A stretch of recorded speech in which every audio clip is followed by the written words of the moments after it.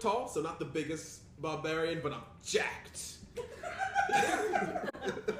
To hair and braids. We could put our parents away. As if we put it into braids and then we wrapped it around. And then we gave up the flowers, sticking together. And then what did we do? Just another drink, please? Yes, you may. And he goes over. Put your hands up, it's better! No. Syria, roll me a constitution, saving throw. Yes. You, I'm gonna fight you. He's sort of you guys know who I am, right? Yeah. Goggles. You're Dr. Mole. Robot. Dr. Robot. What do you do? Take a moment to try to stop laughing.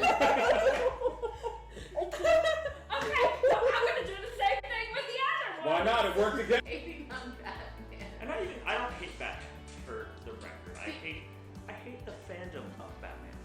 Oh, cool. Okay, That's the that's issue. way more people. It is. It's To a hate. lot of, like, actual human beings. Were you gonna You need to rub this crap off your neck and not smell like me, or I will fail. Just start rubbing his neck and just getting like. I am fairly certain it doesn't matter what I smell like at this point. To a feline, you have wolf's piss on you. I'm just gonna point at my feline eyes. I have some time. You've just tuned in. We had the brilliant idea while we were fishing at the Dark Moon Festival. Oh, jeez. To do a dungeon with fishing poles equipped. Because why not? And so we drank all of the alcohol in our bags, and we equipped our fishing poles and our aquatic beds, and we went to do a dungeon. I feel like I need to close out.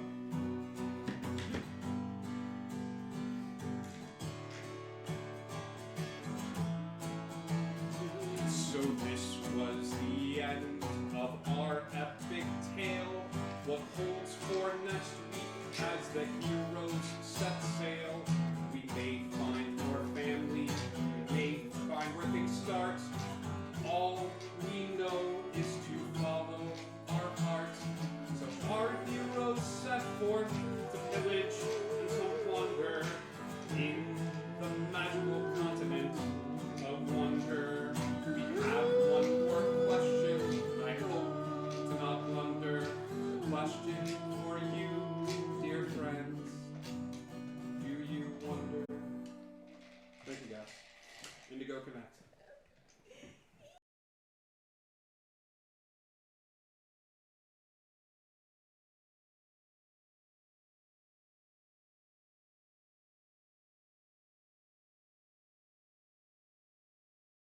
Sit back, dear friends, and hear the tale, when fairies flew and ships did sail.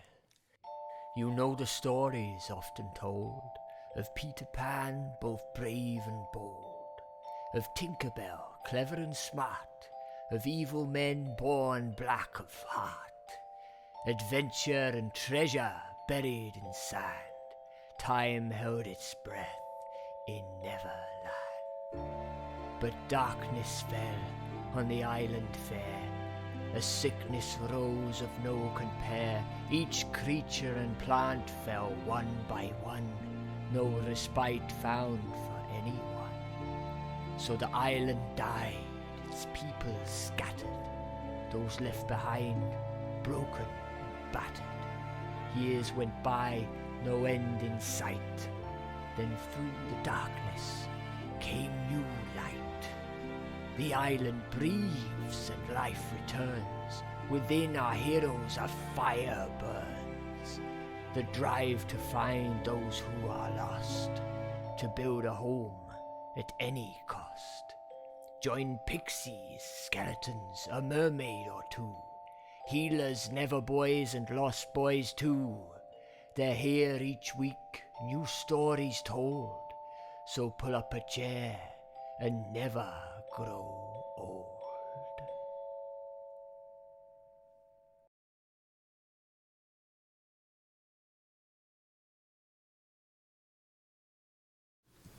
Hi everybody! Welcome, welcome, welcome. It is Friday night. It is time for a little Dungeons and Dragons and kittens and cats who just invade the space. Hi, so we've...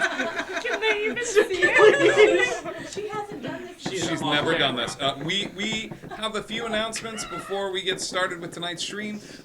You can hang out with us on the Discord. We encourage you to. There's a cool inspiration channel and a memes channel and a habitat, and you can keep up to date with the latest schedule. There's also a play-by post that's set in the Wild Weird West. No experience necessary. You just come up with a character concept, send it to me. And batteries not included, and you just RP to your heart's content. And we learn the consequences of our actions. And we learn the consequences of our actions. We don't learn the consequences of our actions. We flirt our way out of those consequences. I love being called out. So tune in for that. There's lots of fun there. We have a merch store where you can buy cool things like mugs and T-shirts and I'm about to sell the cats that we have, all of them, as they can be found on in the store. So yeah, check that out. We also have a digital online store where you can buy digital goods, and it helps us keep the lights on. Tonight's item up for sale is... What did I throw up for sale? Moose. Who Dat Moose mug? Who Dat Moose? Was previously used by one Eris. The Who Dat Moose mug is now up for sale, and you too can ask yourself the life-changing question: Who Dat Moose? Moose. Who Dat Moose? So yes, that item is up for purchase. Upcoming schedule this week. We don't have anything going on Saturday. We don't have anything going on Sunday. However, on Monday, we have a brand new one-shot happening here on the channel to celebrate our very own, a birthday of one of our very own here. It was our Artist of the Month for October, and so yeah, join us and a few other familiar faces as we celebrate T.E. Graves' birthday, so she can play D&D, and yeah, it's gonna be a lot of fun. It'll take place in Neverland, but it will not end there, as a new world has begun to open. Not only that, but I am a little more lax with homebrewed materials when it comes to one-shots, so join us to see a Keyblade wielder, reskinned fighter. Is it Austin? It is not Austin. Okay. He said you would kill him if he ever did that. So join us for that on Monday. Tuesday, we go to Wonderland for general nonsense and malarkey. General nonsense, where everything is fine and everybody's friends, and Indigo Chameleon has not betrayed one of her closest friends on that show and is not suffering anxiety from it. And that is on Tuesday, and then we cycle back around. We go to Thursday, which is our awesome Lost Isle of Time, Lost Isle, as we deal with like sci-fi and D&D mixed together. And then everybody check out Eris's cool hair. Yes, I love that. Do you love it? Do you love it? So much. Yeah. It's amazing. It's crazy. It's pretty crazy. It's pretty crazy. It's so pink. I love it. And then we go Friday. We go back to Neverland. So yeah, I think that's it for tonight's announcements. Heroes. Yes. Once upon a time in Neverland, we had a fun race. The group won the fun race. The group, it's like cotton candy. It is like cotton candy, Icky. Akaboo's Bender says it's so pretty. We will share all of these messages of encouragement as soon as Legend Hillary gets back. We had a fun race. The group managed to stumble into a ship race. That was our ASMR segment that we'd like to do sometimes in the middle of our show. It's Sorry. No, it's fine. Legend Hillary, Icky, and Akaboo's Bender are all ranting and raving about how amazing your hair looks.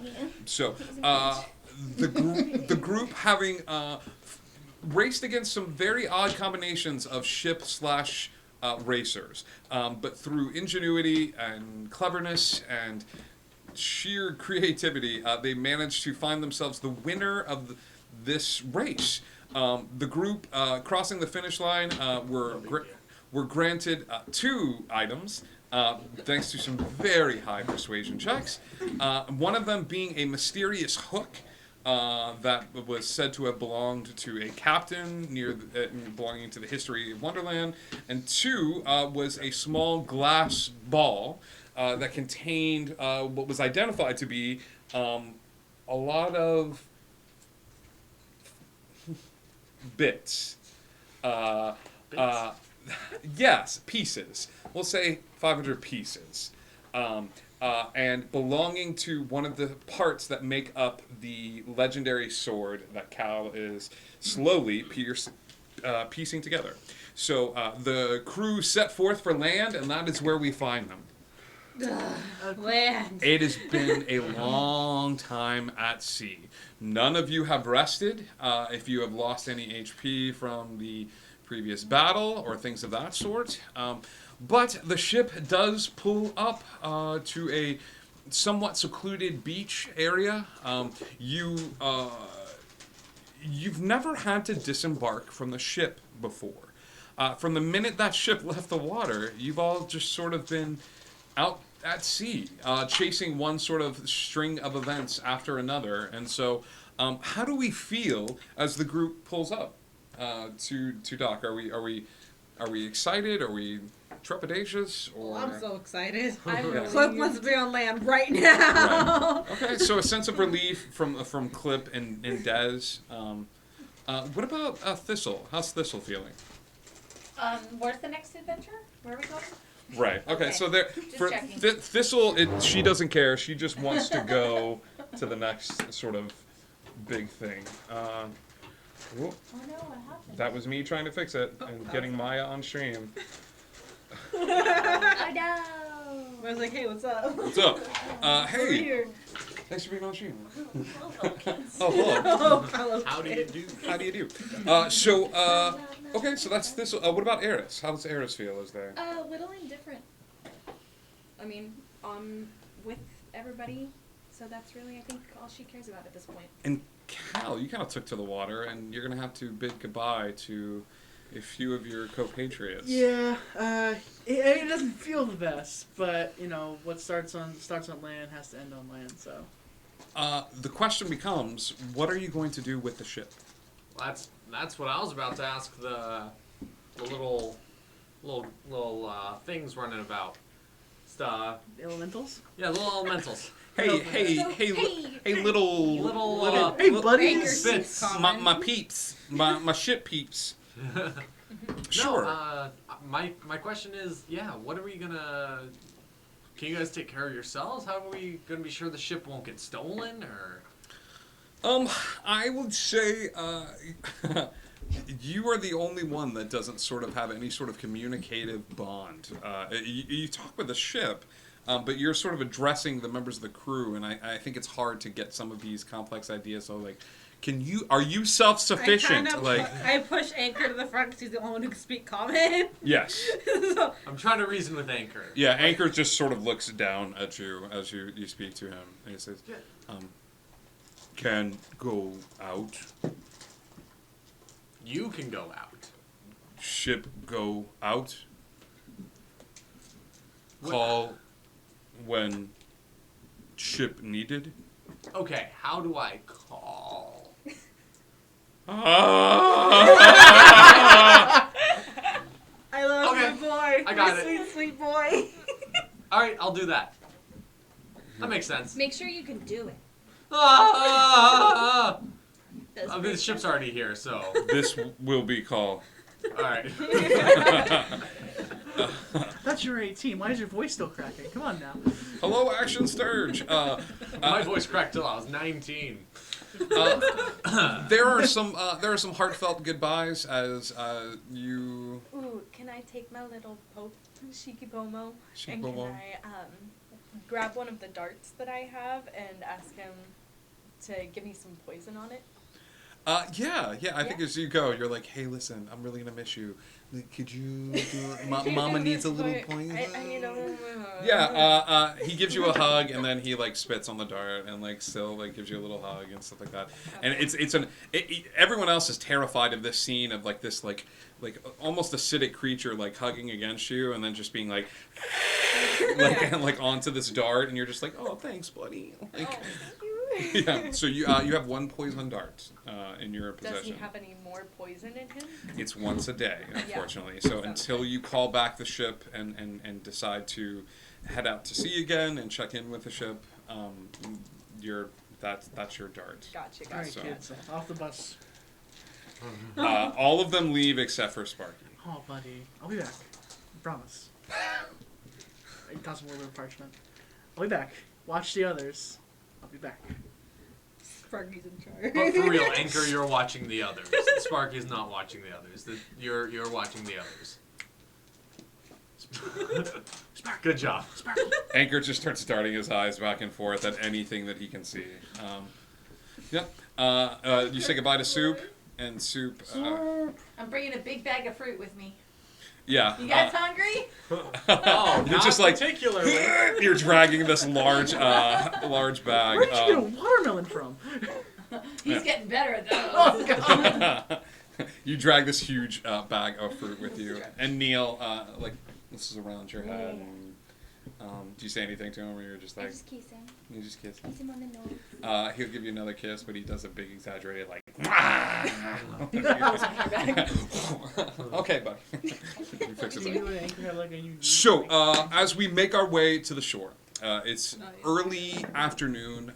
Let's call it the golden hour. It's that beautiful time of night where where the sun is setting and you get that beautiful look across the sea. And as you hit land, I don't know if it's an over-dramatic, like, we did it, and you're scooping up handfuls of sand for some of you. There is a woman waiting on the shore for all of you. I need you all to give me perception checks, as you have just noticed her as you have gotten off the boat. But she is waiting, sitting on a blanket not too far away. 15 and above. Hit me. Nat 20. Jeez, you're a perceptive lot. Nat 20. Nope. 19. 19. 26. 20. What was yours with totals? 23. 23. 18. Sorry, 18. 18. 16. 16. Yeah, you guys all notice her. I think with my super high tree, you don't all notice her.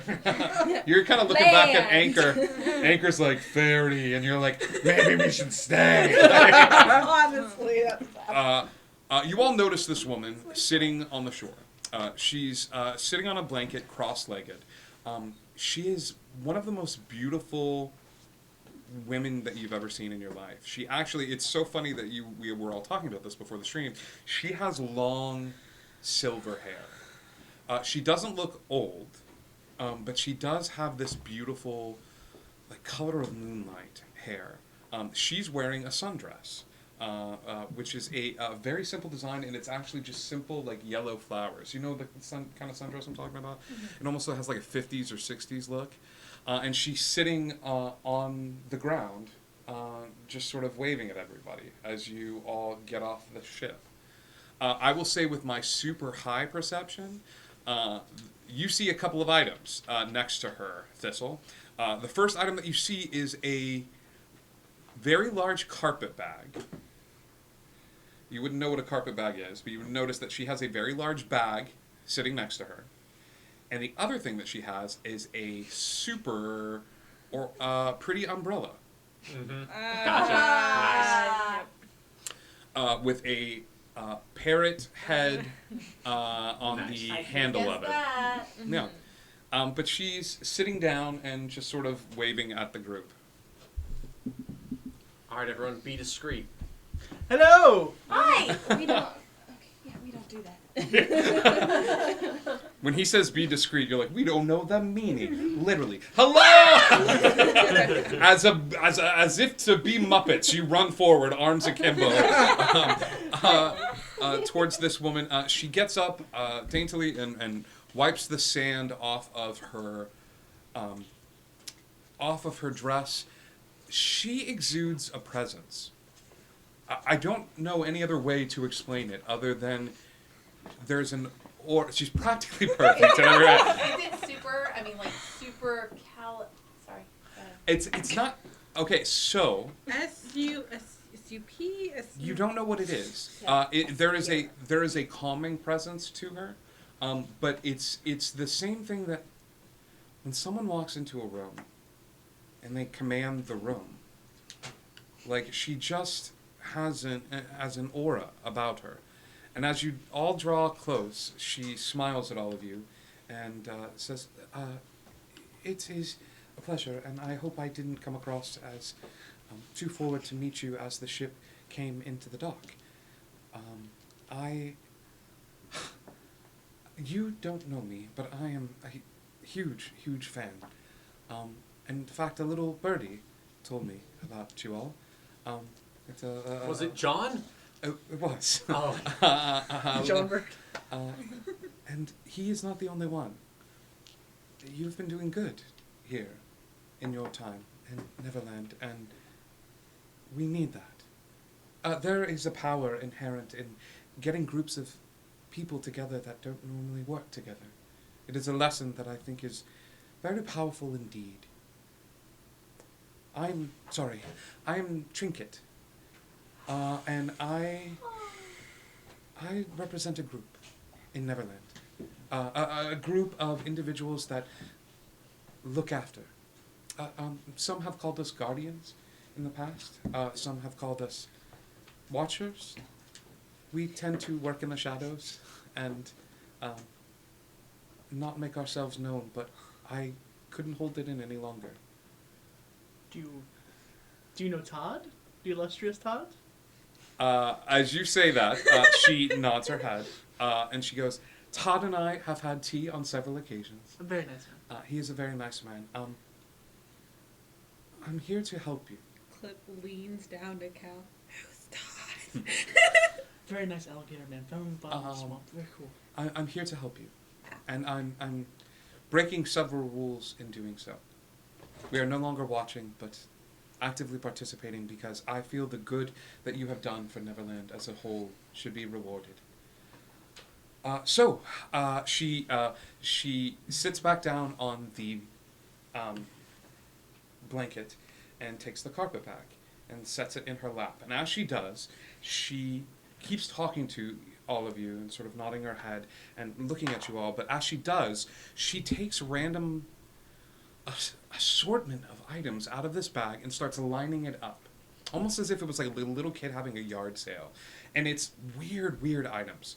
Some of them broken, some of them shiny, some of them simple, but she starts setting them up. And as she starts talking to the group and trying to impress upon you her intentions, she's lining up these items, taking some out of the bag, looking at them, looking at the group, and placing them back in the bag. And she does this and says, I have a very special ability. I'm what is known as a seer. Now, I know what you're thinking.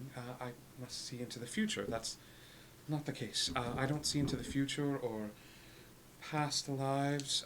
I see into the present. What that means is, for every job that must be done, there's a tool that you can use to help with. Sometimes,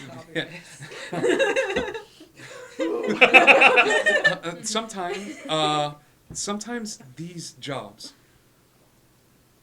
are hard, and they push us to a point of growth, and they are what's best for Neverland, but they are not necessarily what's best for us.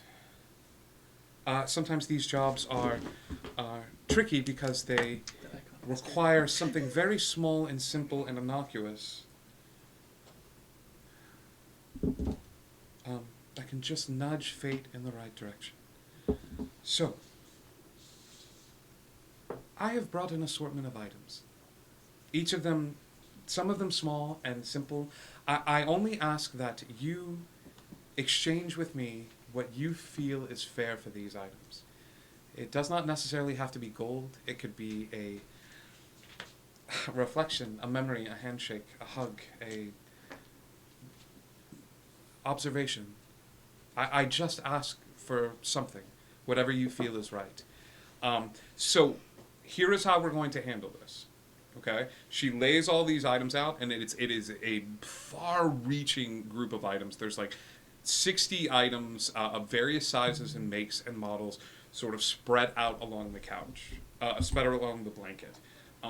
She looks up because I think she sees you sort of. No, this was kind of out of context. Yeah. Oh, we let's got see. we got 1,000 gold from the race. That's right. That's We did get what 1,000 gold. gold. So Did we 1,000 split divided that? by 6. No, I think did we get Did the we? gold? I think we Yes. said no gold, but we get both items. No, he gave us. You gave us the gold and the items. No. As long as we come back for him. As long as we came back and raced for him in a month. I made a deal.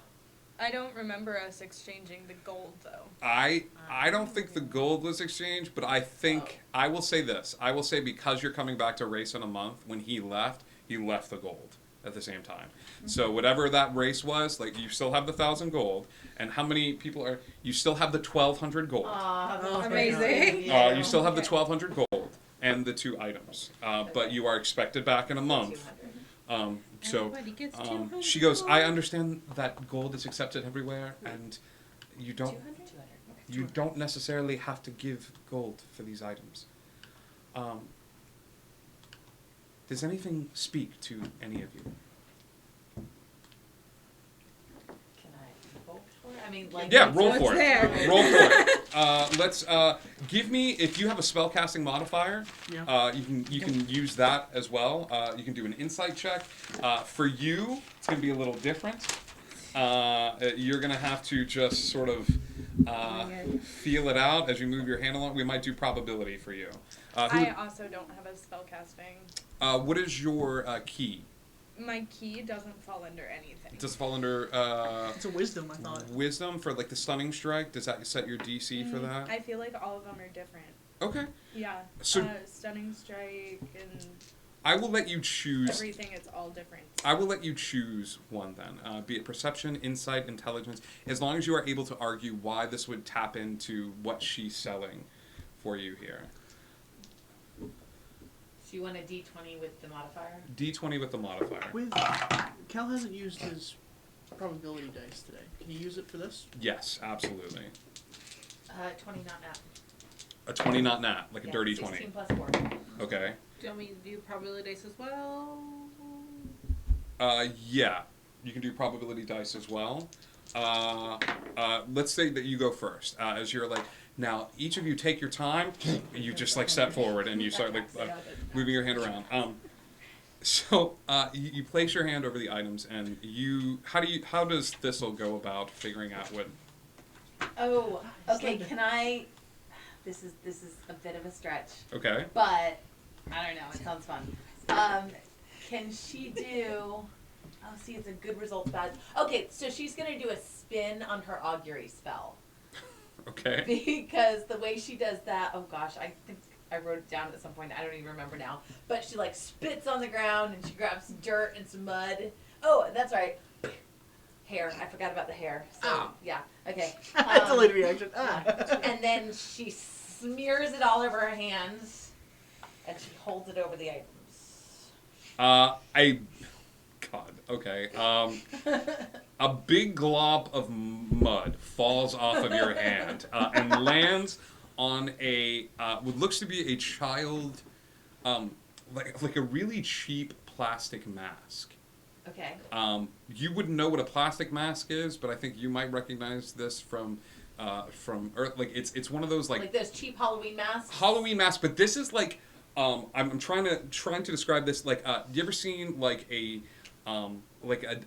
dragon, but one of the like Chinese New Year dragons like that move around, like it's this ornate like okay.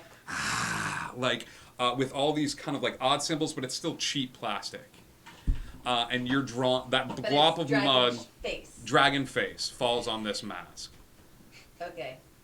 So she picks that up. Excellent choice. And sticks it on her face. As soon as you go to do that, she puts her hand up and she's like, most of the items that I have are for when the right time speaks to you. If this is speaking to you now, you're welcome to do that. Okay, just tell me what it does. I won't put it on yet. I don't know. Nice. I put it on my face. Yeah. As she puts it on her face, her face morphs into that of like this scary, like crazy looking like monstrosity. Like it stands up and she is a demon or devil or something from the one of the different planes that is around Neverland. Where does she? Yeah, and okay, she's in the box. Can I tell this? Can I feel this? Or do I You can have see no this idea as what you I look like? down at your hand. You see them like sort of covered in fully transformed Oh, into this this demon of You know darkness. what? I called this 3 days ago. Yeah. I'm gonna try to breathe fire. Okay. You breathe Take a a step back. tiny gout of flame. She Oh, pops the eyebrows. umbrella and the fire just goes past the blanket and everything else. Okay. Okay. So the mask is on. You can choose to take the mask off at any time. Okay.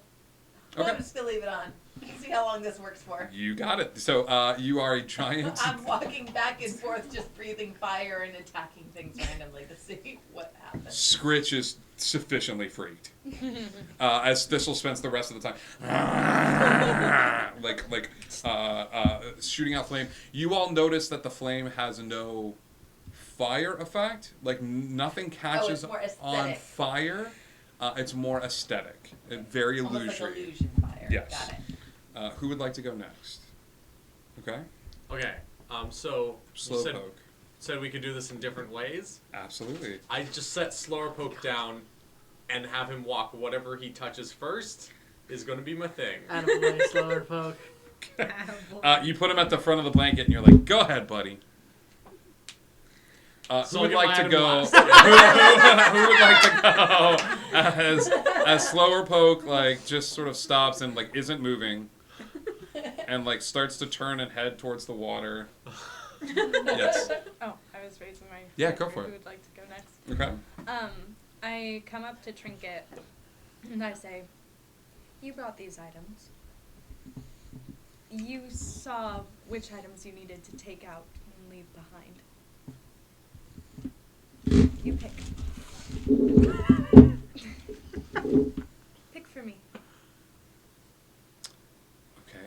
There's a twinkle in her eye, and she reaches towards where all the items are, and you're seeing different items of beautiful jewels, and there's some actually like swords and things like that, magical items that some of you might recognize. Mm-hmm. She goes past all of those items and reaches for a very simple wooden cup with a ball attached to a string, so you can flip the ball into the cup. Oh no, I missed the cup. Thank God the ball is on a string. She hands you that. It's something simple. A child would love this. Thank you. She nods her head. Next. Alright. Cal being the indecisive. He rolled 2 dice because hopefully his eyes will be caught between one of 2 items. Okay. So he rolled a 69. Of course you did. Oh, excuse me, 96. Almost as good. Instinctively, you feel the pirate in you as you roll a 69, drawn to 2 items. Yes. One eye darts toward a purple jewel. That's at one far corner of the blanket. Mhm. It is a purple jewel with what looks to be, as you get closer and you don't pick it up, you just look at it. Yeah. Looks to be a small thundercloud in the purple jewel itself. The other one is a clockwork toy of a rhinoceros. Oh. And it's just a tiny rhinoceros with a little like crank that you crank it up, and those are the 2 items that you find. Well, there's only one way to find out which one. Rhino and then Thunderclap. Yeah. I'll take the Rhino. All right, yeah, you pick up the rhino, and she says, "Excellent choice." And okay. That's 100. 100. Okay. That's the second one this week. We have to get those dice looked at. So, Clip is not one for frivolous. No. I'm going to give you 2 items that, like Clip, seem small, but could have larger use. Okay. The 2 items that Clip is drawn to is a key Okay. that is carved out of wood, and the other is a spool of thread that seems to glimmer, glisten, sparkle in the fading spots of the sun. Wolf mine, shiny, take. Red one.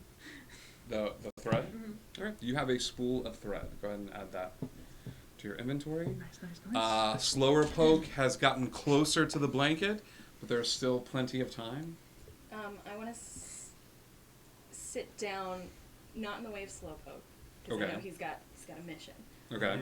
He's got places to be, things to do. I want to sit in front of Trinket and ask her, where did you come from?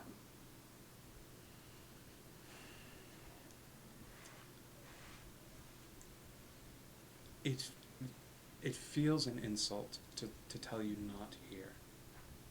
No. Not here. I'm drawn to this place because of the same reason fairies are drawn to this place. And the same reason that many people are drawn to this place. You're not sure why. It feels as if to say to protect would be an easy out, but that also holds true to me. There's much here to protect. And I feel that sometimes even the adults are overlooked. I'm not from here. But I call this place home.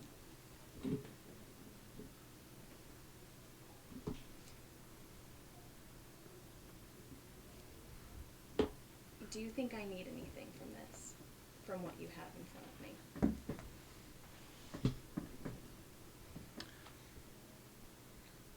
You know, Do I? but somebody else might. Who would that be? Why don't you choose, knowing that whatever you pick will not be used for you? Okay.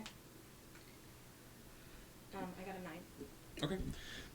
With a 9, you look at these items knowing that you were going to find something that is to be used for someone else. Over in, kind of tucked away under a book. The book is sort of flopped open. And you reach forward towards where the book is, but instead think to go and close the front cover of the book. The front cover had opened up, and it was covering a one of those tiny hourglasses that you would find in like a board game. Like, do you know what I mean? Like one of those plastic, like white sand with a, like a tiny bits of sparkle in it. Like that's what you find. Okay. Alright.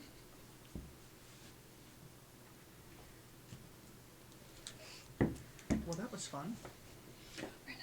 Slower Poke makes his triumphant return to the blanket.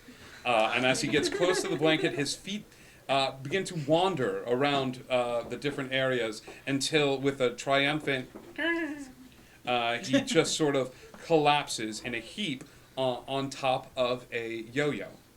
Yeah. Yo-yo. This yo-yo looks bright red. It's the string is still attached to it and dangling off a little bit, but he collapses headfirst onto this yo-yo, and she sort of nods her head to one side and looks at the yo-yo and looks at you and says, "Well, you've all chosen. How would you like to pay for these?" Oh, yeah. I'm still sitting close to her, Mhm. and I want to hold her hand, or her face in my hands, and put my forehead against hers. She returns the favor and sort of smiles, and she pushes her hands forward as if to say, like, take what's yours. I'm still learning out. I'm still learning more and more about myself. The next memory I have, I'll send it along. Roll probability dice. 56. Great. took it. It's already gone. Okay. I was gonna share it, but you didn't. You didn't say It's that fine. part of It's it. fine. Yeah, it's fine. You gave it the memory. It's fine. Anybody else? I give her one of the levitating arrows. I think she laughs and immediately adds it to the carpet bag. And as she does, the carpet bag like rises a little bit and she presses it down, down, down. I take out the leather Mhm. that I've been working on and I say, you look like you're in need of a project to do work like me. I don't know what to make of this. Hell. Maybe you can do a better job than I can. She folds it up carefully, placing it back in the bag and saying, I will take this on one condition, is that I can show you the finished work. I'd love to see it.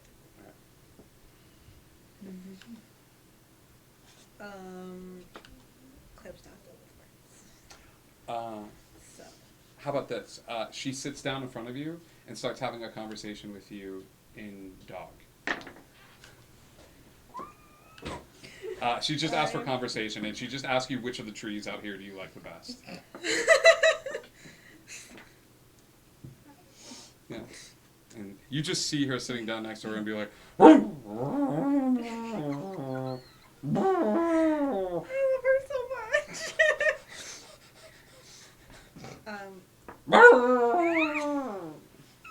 and she just continues to have that little conversation. Clip's gonna give her a memory, and I will send you which memory. Cool. And then Thistle. Thistle's traipsing around as a demon at this point, and is not paying attention to this, and she's like, I think I'm just going to hold off and carry that memory with me for a little bit. And she turns around, and I think it's very strict. Like, I'm an ogre. How long does all this last for? Is it still going? It is still going until you take the master.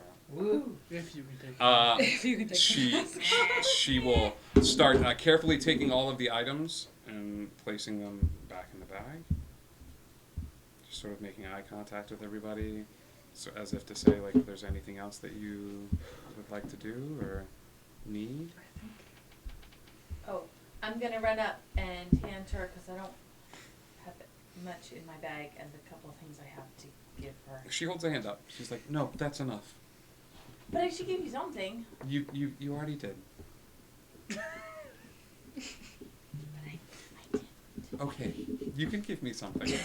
And she continues to pack things up, and as she does, she holds out a hand. Can I fix something of yours? I'm good at fixing things. Yes, you may. She will reach into the bag without paying attention to you and pull out a small figurine of like a toy soldier that looks like it was broken in two. And I cast mending. Okay. You take a little bit of time, you do mending, and the two parts fix and go together. And she goes, that's interesting. You seem like you're good at putting people back together again. Thank you. I hold my I mean, shoulders. he's not a people, he's a soldier. What's funny is, like, she says thank you, and it's like, thank you. I am really good at putting people back together again. And it's just this little, like, may I mend that for you? Spiders. Prestidigitation. It's all better now. She looks at each and every one of you as she picks up her umbrella and begins to walk towards the forest area. She turns back and she says, it is important for people to see you, you know, to show them that a Neverboy and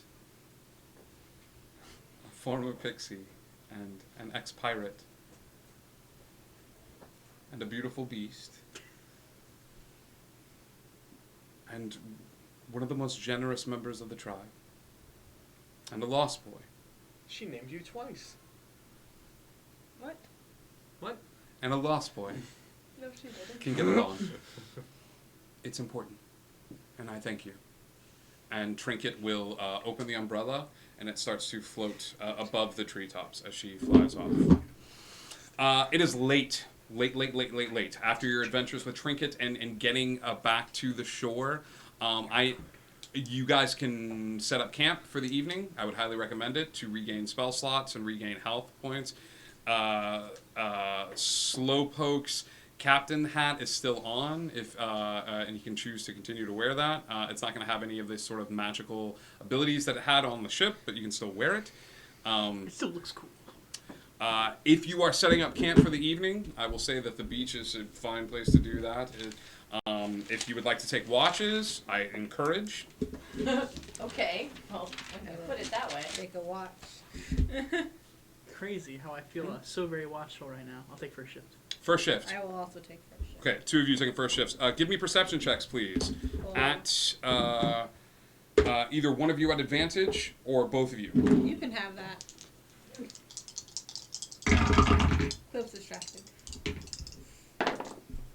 I'll take this one. 21. 21.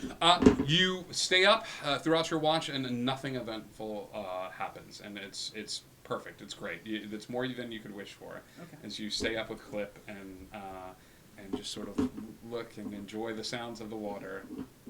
Clip will kind of like. Do you think we see Try not to. I guess. trinkets again? Maybe. Okay. Maybe. It's hard to tell in this place. Like sometimes we see people multiple times, and sometimes we see people once. Okay. Cal's also gonna see. Well, Clip's blushing. Clip has a crush. The hook. He's just gonna like during the watch. He's just going to like not wield it because he has a really funny feeling about this, but just kind of use the bag and just kind of look at it and just Okay.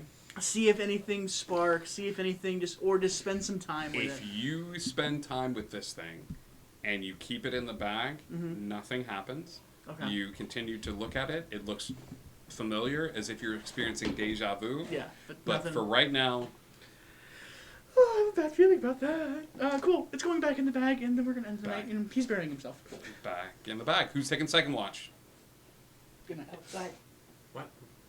Cool. 2 of you. Yeah. Yep. The 2 of you take second watch. Same deal. Perception check. 1 of you at advantage, or the 2 of you separately. Advantage goes to you. 9. 9. Let's see what happens. Yeah, you know what? The same thing. It's an uneventful watch. You do with a 9. Everything is quiet on the Western Front. You make it to the 3rd watch and manage to get in a long rest yourselves as you wake the next crew. Your book is fully read at this point. Yeah, so which is good.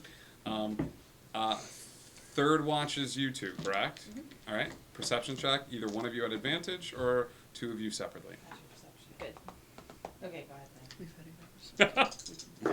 I did. Maysay said a 9. Did you make Gary Gygax, man? 21. 21. You're sitting there, and Thistle's not really paying attention as she is still in demon form. Like she's still like sort of looking around. In the mask.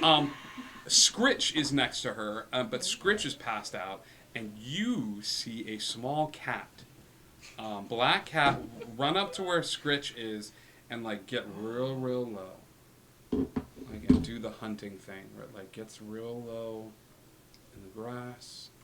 And like starts stalking forward towards where where Scritch is. Oh no! Scritch, you that cat. Wait, is Scritch still an octopus? Is Scritch still an octopus? Yeah. Sure. Yes. Absolutely. And she's Snoozing on land. octopus. Well, He's not doing great. Really get around to that. Poor Scritch. Didn't we put him in the Who's That Where- Who's Cup? Where am I seeing this? Is this straight ahead of me? You're like- staring straight ahead, and you're just seeing this octopus that's like. How far are they away from me? I would say 30 feet. I'm gonna take the mug out Okay. and bang it to Um, scare the cat. okay. As you bang the mug, right as the cat comes forward, the cat looks at you and it sees the mug and it's like, "Thanks a lot," and and Did it you say turn that? around. Yeah, you turn around. You turn around as the cat just sort of saunters off into the woods. The mug changes, having caught Who Dat Cat, and it turns into a really cute bear. But you've never seen this type of bear before. It's white and black, and it is an odd-looking bear. So, Panda? Who Dat Panda? Panda. Is the Don't third. cause some pandemonium. That's The cup is now in your hand.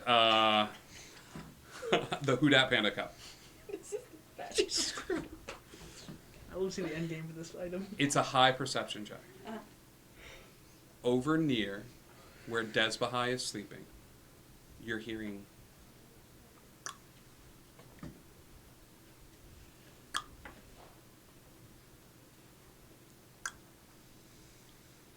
And it's just It's an odd clicking sound. You look over to where she is, you don't see anything, and it's coming from just where her pack, where she's sleeping. It's this every once in a while. It's like every 5 to 10 seconds.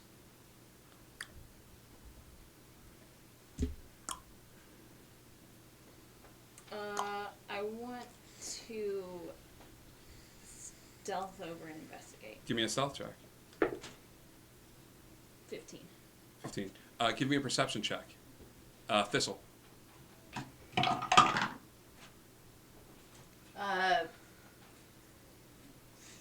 Math is hard. 13. Yeah, you're like, oh man, it's so cool being a demon, right, Eris? Eris? Eris, you go over. You're close to where Des is sleeping, but all you're hearing is. You can't locate the source of the sound. Give me a perception check. Okay. 17. Yeah, it's coming like right next to where she's sleeping. You can walk over and like put your hand there. It's her stuff, right? What you do? Oh man, I don't want to touch her stuff. Okay. It's so disrespectful. I wouldn't do it. Yeah. This continues on until the end of your watch, and so much so that Des, as you awaken, you and everyone awakens from their watch. You are awakened to the sounds of the. And I can track the noise. It's coming. It's like right next to you. Do I notice that she's awake? Yeah. Des, that's been happening all night, and I didn't want to touch your stuff. I didn't know what it was. It's coming from in the bag. I opened the bag.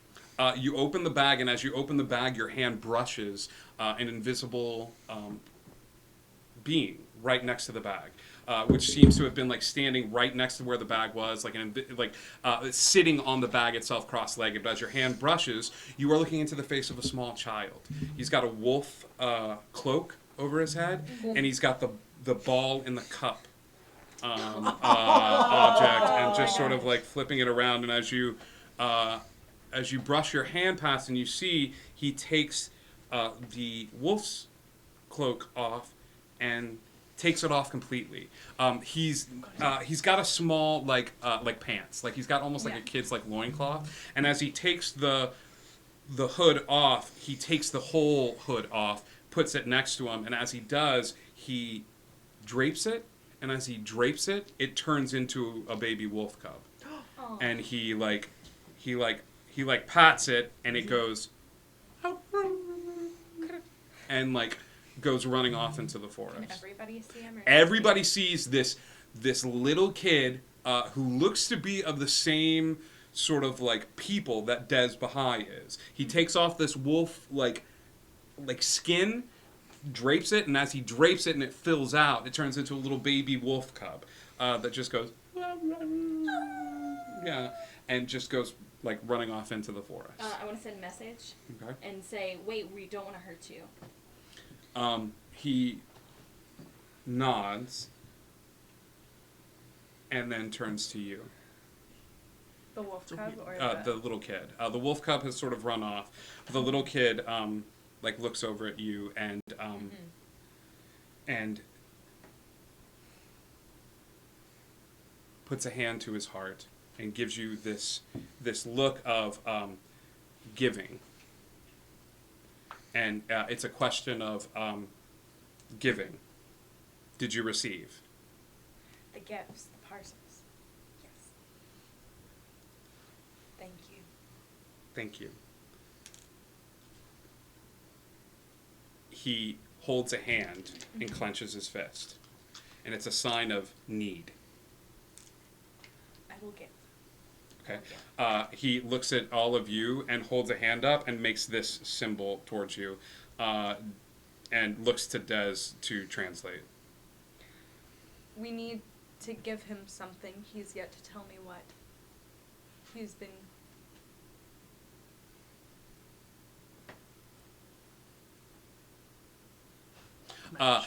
He leads you. He grabs you by the hand, and as he does, he walks you over towards an area deep into the woods.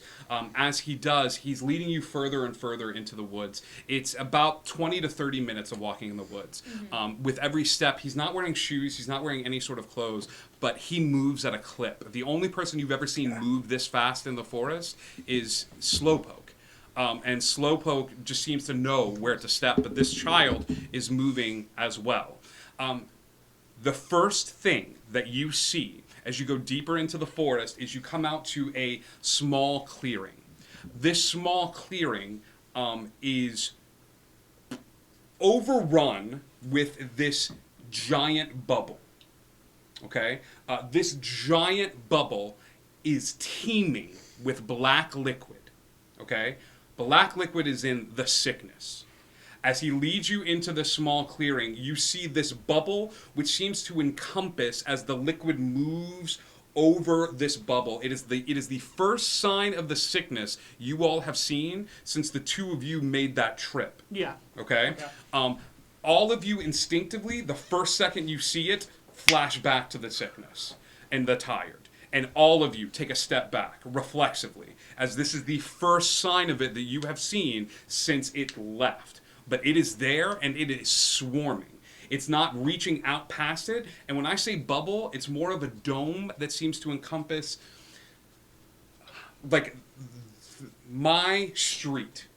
The street that you drove into, that's how long this bubble, and the darkness is just crawling over it. It's almost like a lava lamp or Rorschach's mask in Watchmen, as you see this darkness moving over this material and just constantly moving, looking almost as if it's looking for an egress inside. And there's nobody inside the bubble. Okay, give me perception checks. As all of you, the tired wears off, that ability wears off for a second, and you start trying to scope out what is inside. 17. 17. 7. 16. 16. 15. 15. 17. Everybody above a 15, you guys notice, there are buildings inside. There are, this dome has been constructed over a civilization, and it's your people. Suddenly, the give makes sense. The child led you here because there's something holding the sickness off. The bigger question turns into, why is the sickness still here? And what is going on inside of this? He's standing there and looks at you. Looks at all of you. Is there any... Okay, so it's like a dome. Does it hit the forest floor? It hits the forest floor. It's completely cutting everything off. It's basically someone put a petri dish on top of it. Petri dish. I want to cast Detect Magic. Okay. You see the heart.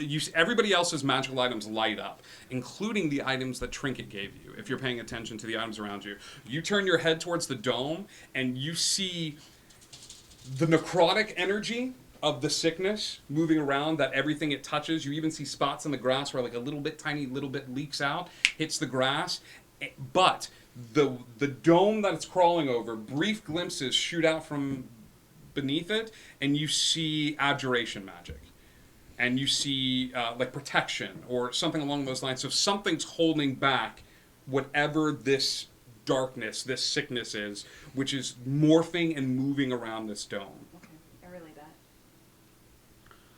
that. But what do we do? We need to find a way inside the shield, then. Oh, okay. Wait, where the bad stuff is? Yeah, that's. The bad stuff is on the outside. It's on the not inside. Is it on the inside or the outside? It's on the outside. It's Oh. not even like, as you guys are standing so far back, Mhm.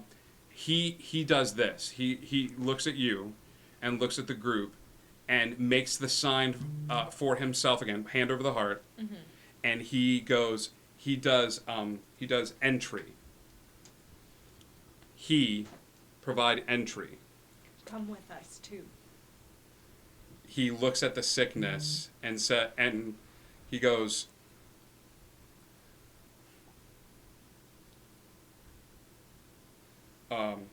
he gestures to this and says, and makes this motion to go, it's either afraid or not alone.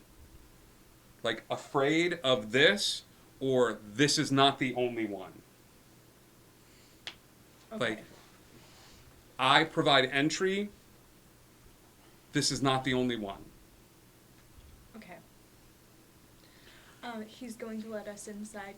He can't come with, but we have to save whoever's in here. Let Can them you out. ask if we would be safe if we go in?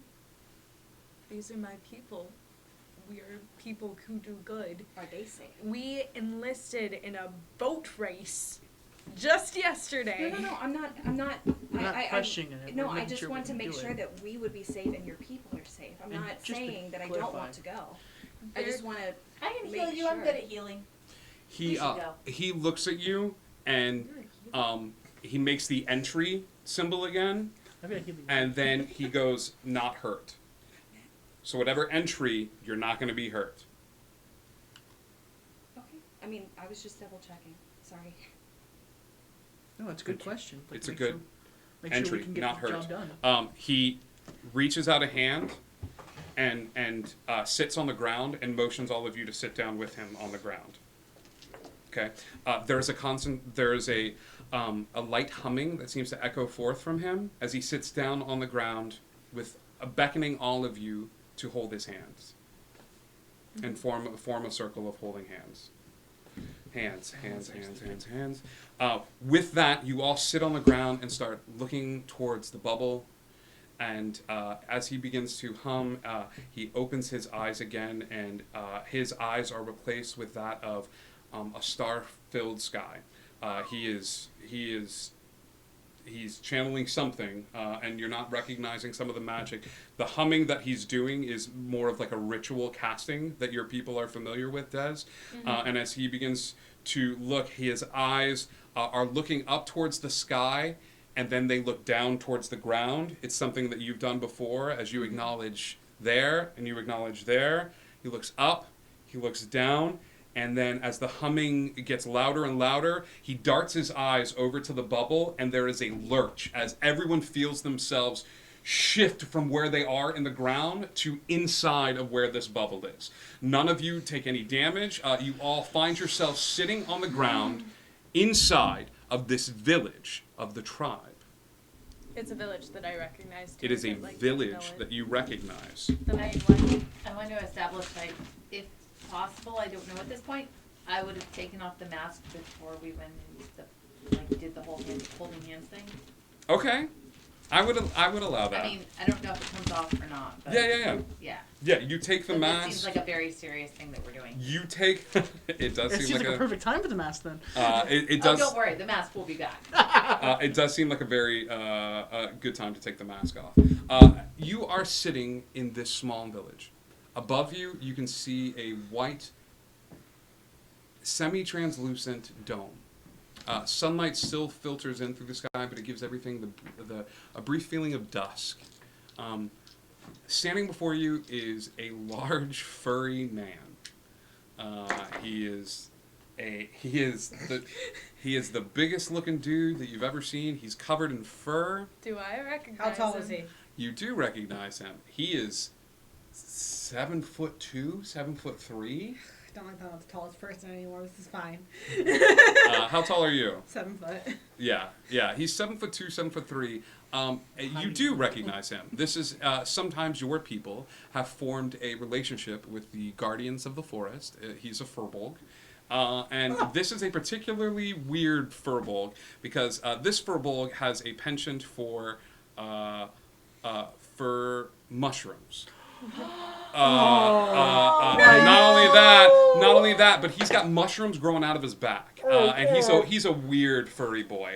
But Rovar sort of stands in front of everybody and just sort of smiles and says, "Hey, gang."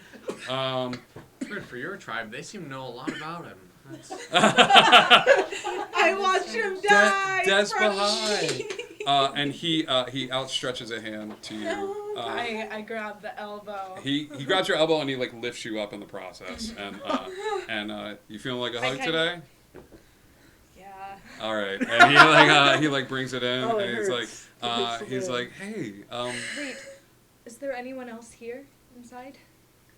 Yeah, there's the village, and he sort of like tilts your head off to the side and like sort of points, and the village is popping. I mean, it's children, women, men. It's an entire village, and they all seem to be looking up at the dome and studying all of this sickness moving about the space. Mm-hmm. But he goes, we were worried about you when you didn't make it back. I was on a mission to find all of the other camps outside, and... I know, you left like yesterday. No. We have been battling the sickness for a long time now, and we beat it back, and we've been looking for you for weeks. You okay? And weeks. He's gonna put a hand on your shoulder and he's gonna cast Cure Wounds, and you feel like the magical energies go through, and he goes, Hey, don't do that. No, I was just, Des, you just left. No. Oh, okay. It's been weeks. Let me go talk to the tribe leader. There's been even in the day that you've been gone, there's been a few changes. How about you introduce me to your friends first? Yes, we have, and I introduce them all. Hey, nice to meet you. You a hugger? You are now. Bring it Okay, in. yeah. And he gives you a big old hug. He's like, hey. Hi, you're furring. Can I touch your mushrooms? Yeah, go ahead. That's Steve. Hi, Steve. That's Gary. Gary. That's Billy. He's temperamental. Yeah, they're pretty cool. They're the first friends I ever made. Do they talk Pretty fun back? guys. Yeah. Just say hello. Hello. Hey, how's it going? I'm just kidding. That was me. Okay. He turns to you and he's like, how's it going? You're a Quiet Storm. You a hugger, Quiet Storm? Oh yeah, he brings you in and he like picks you up and cracks a couple of cracks your back a little bit. And he's like, all right, we'll put you down. That's not even a question, man. Bring it up. Yeah, hey man, how's it going? And he'll like pat you and he'll pat you in the back. And, I was like, yeah, there's not a lot going on there. And he's like, oh, hi, same height. This is good for me. Bring it in. and like gives you a big hug and he's like, well, I'm Rovar. I am. I was gonna hug him until he said same height, and I was like, oh. I'm one of the guardians here, and I work with the tribe. A lot of my people have split themselves up. And Do you know Todd? Do I know Todd? Who's Todd? I think wrong guardian. Oh no, one of the guardians of like the Forest. Are there other guardians? We should really have like a meeting or something. So yeah, I hate to do this, gang, but this is protocol, and Des hasn't been in for a while. You're acting a little strange. I'm gonna have to ask you guys to come and just stay in one of the little buildings that we have off to the side, just until I can get like the tribe leader out. Who's here today? Who's the leader? Yeah, about that. There's been some changes that have taken Tiger place. Lily? It's not Tiger Lily. It's Tanash. Tanash? Tanash is a Yeah, we hate that guy. is an old man who's just sort of set in his ways, but his family is just entrenched in council and entrenched in being the leader of an area. So Tanash, when she says Tanash, like Oh, I know part of you drops, Tanash. like Tanash does not want you to leave. He doesn't believe in the ambassadorship. Power stays within the tribe itself, and that they must form a united front against all other groups on the island. Oh, goodness. So Tanash is going to have me lead you guys over to the little hut over here, okay? Sounds good. All right. Tanash leads you, or Rovar leads you over to a small like area. It's an enclosed building. It's a little bit larger. It's on the outskirts of where everyone else is. And even as you walk in, you see little kids that like run up and they're like Des, and they run up and they like hand you flowers. And, but none of them have aged a day, which is not uncommon for Neverland. But like nobody's surprised to see you. It's been a day. Rovar leads you over to a little area and just asks you all to stay in this spot. Mm-hmm. And I yell after the kids. I'm like, "Don't pick the flowers." And they go running off. Ah, kids. Do you share anything about Tanash? Like once we get to the tents? As soon as our friend leaves, then yeah, I'd share about Tanash. Rovar leaves and he goes, "Whoops," and then he like as he's leaving, the lock doesn't catch, and he goes, "Uh-oh," and just keeps walking away. Like it's just a very obvious like. Yeah, I want to watch where he goes. Give me a perception or investigation, whichever one you have better, as you watch as he goes walking out. 17. Yeah, Rovar doesn't go very far.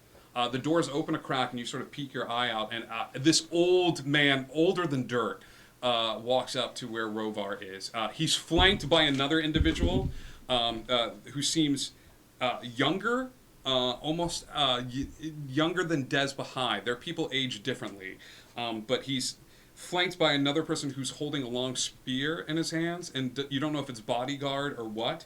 And Tanasha looks over at the building.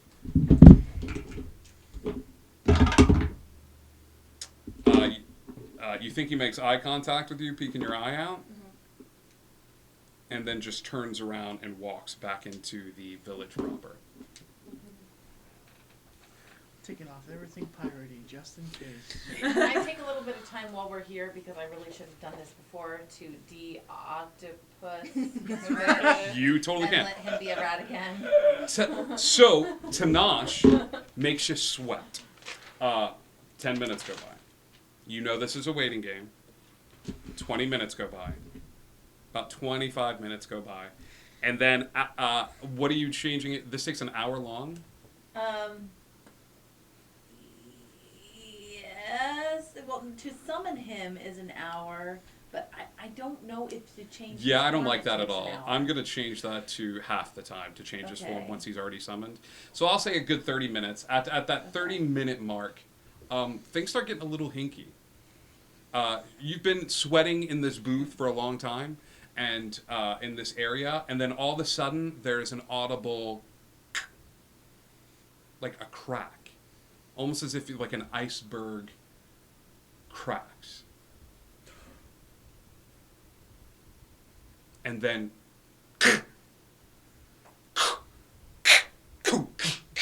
as a multitude of cracks you start hearing them coming from all over the place. It's almost as if they're coming from the sky, they're coming from the side walls, and then you hear the screaming. Yep, out. Mm-hmm. We out.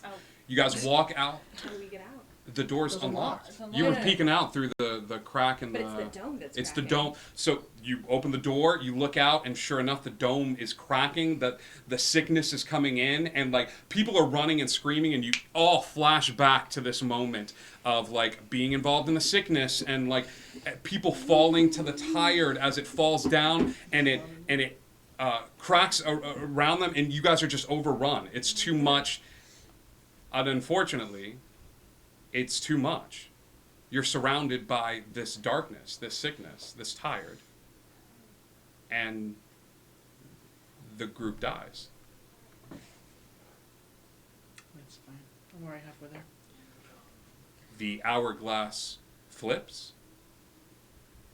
and you're sitting outside the front entrance, and Rovar's coming up and says, "Des Bahai, hey, where have you been?"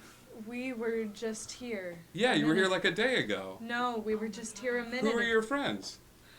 We can't do this right now. Hey guys, We don't have time. I'm a hugger. I want to open You the book. just left yesterday. You I'm came opening back the for book. supplies. Something's I going wrong. We're gonna play the game. Something's going wrong, but we need to leave immediately, and we Sure. should get everybody out of the camps this way. Oh, well, I mean, that's the dome and stuff like that. Like, What was that you just said about Groundhog Day? I have information from the outside that other forces are going to take this dome down. Pirates are going to take this dome down. We need everybody outside. We can sneak away from the pirates, but we can't sneak away from the sickness. give me a persuasion check. What book are you taking out? I want to open the Hourglass book and just Okay. see what it says in the front cover, like inside, Okay.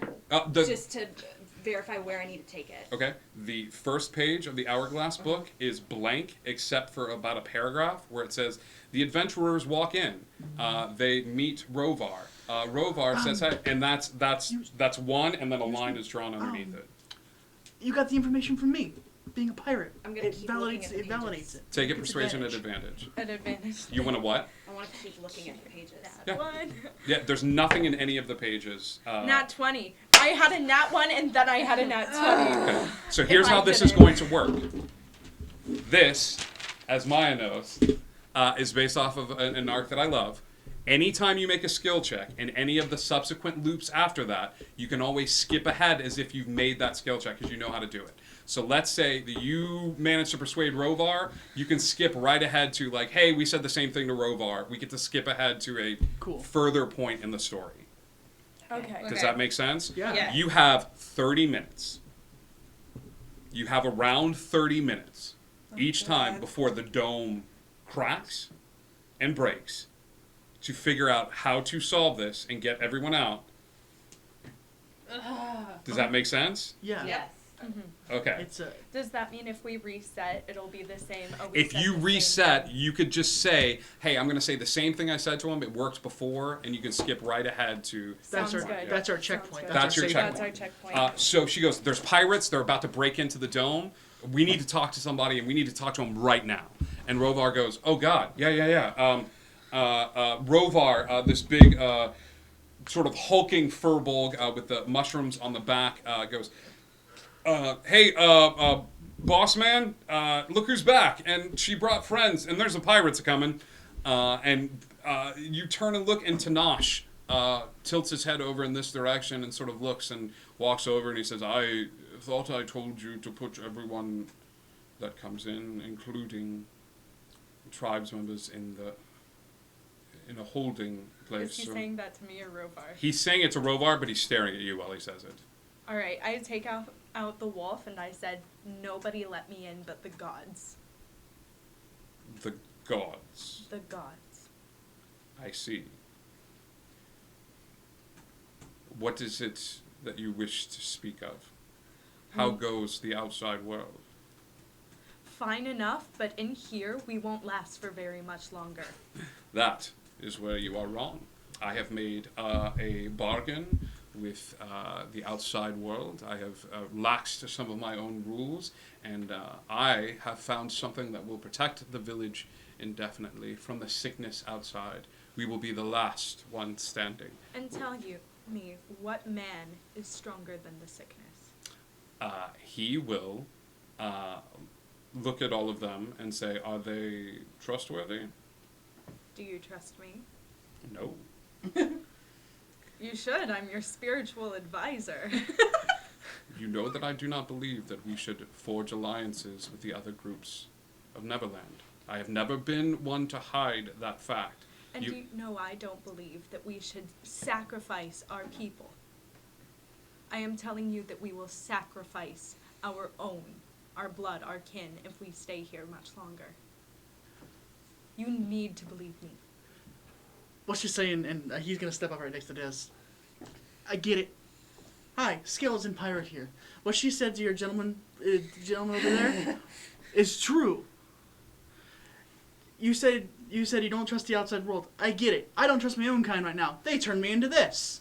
But I don't want to see the same thing happen to me happen to other people here. People can change. Persuasion or intimidation, because you said the word pirate. after she was like, the pirates are coming, and he's like, the pirates here, mother. I'll take it. It's. I can help you. Well, I've got intimidation, so. Oh, well, okay. Don't take my advantage. It's whatever. I mean, if you want to, I'm all for it. Listen, when your girlfriend offers to give you advantages, sure, I'll take it. always take It's already a +9, so I'll take the advantage on it. Nat 20. You're so welcome. 29. You guys, that's amazing. 2 in a row.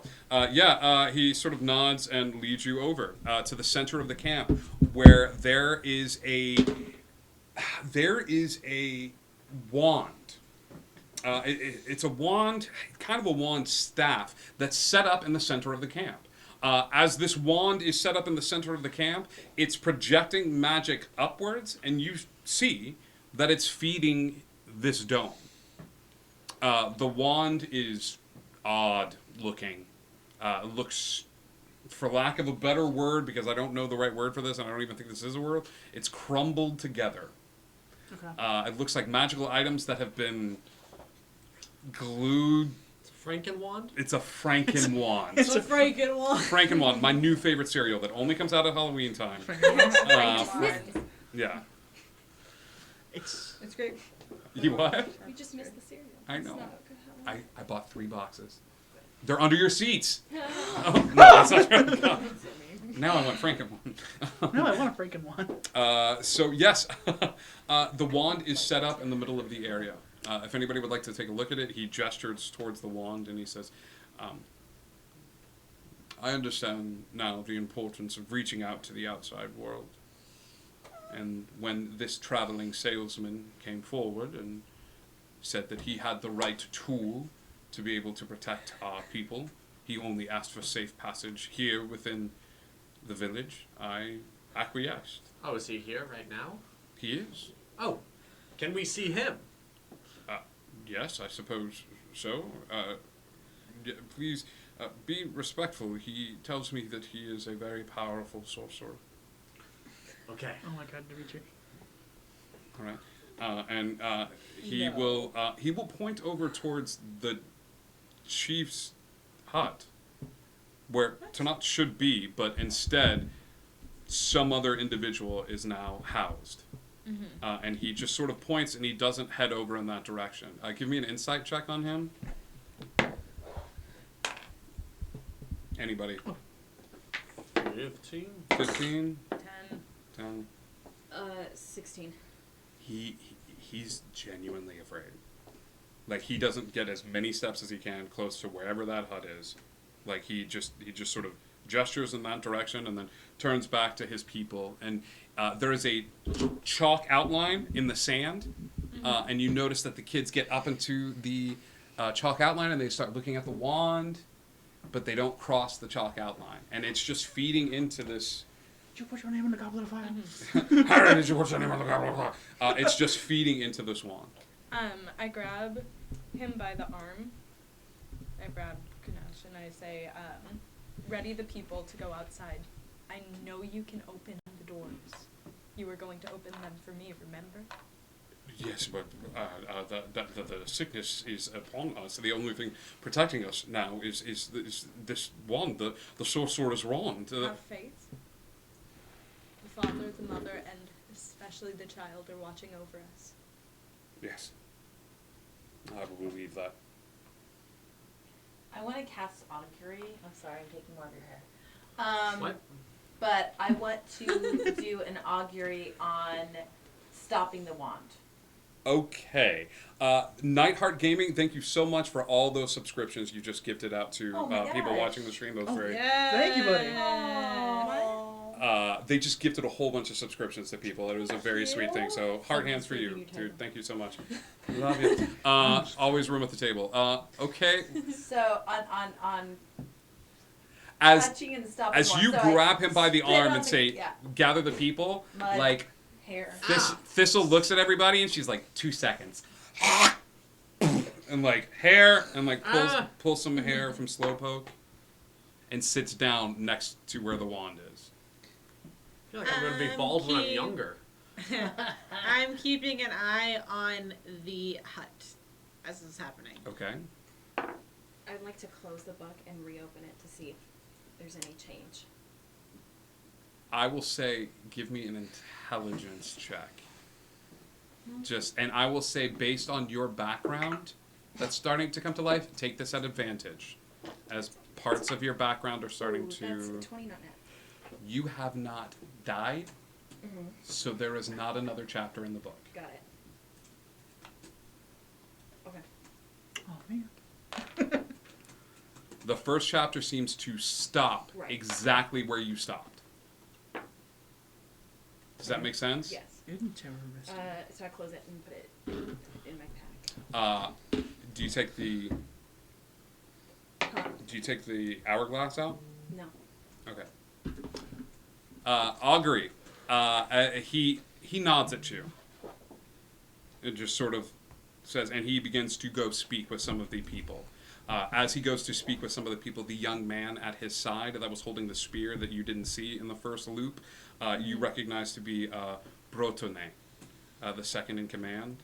And he looks over at you, and as Tanash walks away, Brotone turns to you and says, "Thank you. I'm glad you're back." What a good guy. And he's like, "People of the tribe, we have great news. Desbahai has returned." And Brotone takes it upon himself to start addressing some of the people at the far corners and says, "Gather your things, prepare yourselves," and begins to gather people and start speaking with them. Give me augury. Okay. Oh, shoot. I just realized, do I roll for it? No, I just do it. Just ask a question. Oh, okay, this is just my, is touching and stopping this wand good or bad? I get good, bad, both good and bad, or nothing for results that aren't especially good or bad. Your question is stopping the wand good, bad, or good and bad? Yes. It's gonna... The little girl comes walking out from past the bubble, past the sickness, and she like sticks her tongue out. Your deity, and she comes and sits down next to you, and you ask her this, and she goes, "Bad." Okay, I was just checking because I don't know. Maybe they did this, but it's not a good thing. Stopping the wand, and she looks up, and you see the darkness sort of writhing. She's like, "Bad." Just making sure. You have two other questions, don't you? Or is it just one? You have No, just one. Just one? Yeah. Yeah. Okay, bye. But she goes, Come see himself. Yeah. okay. She walks forward and like goes to like give you a hug, and slaps you on the face and runs away. I think we need to go see this magic man. Let's do that. You didn't tell me roll anything, but I rolled a nat 20 for when I was watching the door. There's no movement from that door. Nothing. With that nat 20, I will say that you see an odd. You're pacing around. You're looking around. We're about 20 minutes into this loop, as we've been looking around and stuff like that. There's a weird thing. There's a weird device mechanism, big thing next to where the hut is. You know it doesn't belong to the tribe. You've never seen anything like it. It's a big sack. It's a big sack. It's almost like a big canvas sack, but it's bigger than a house.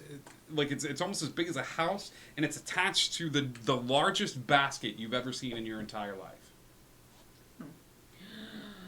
Okay, so we're heading over towards the little hut, right? Yes. I'm gathering people and checking with Tanash and trying to make sure that we can all get out. Give me,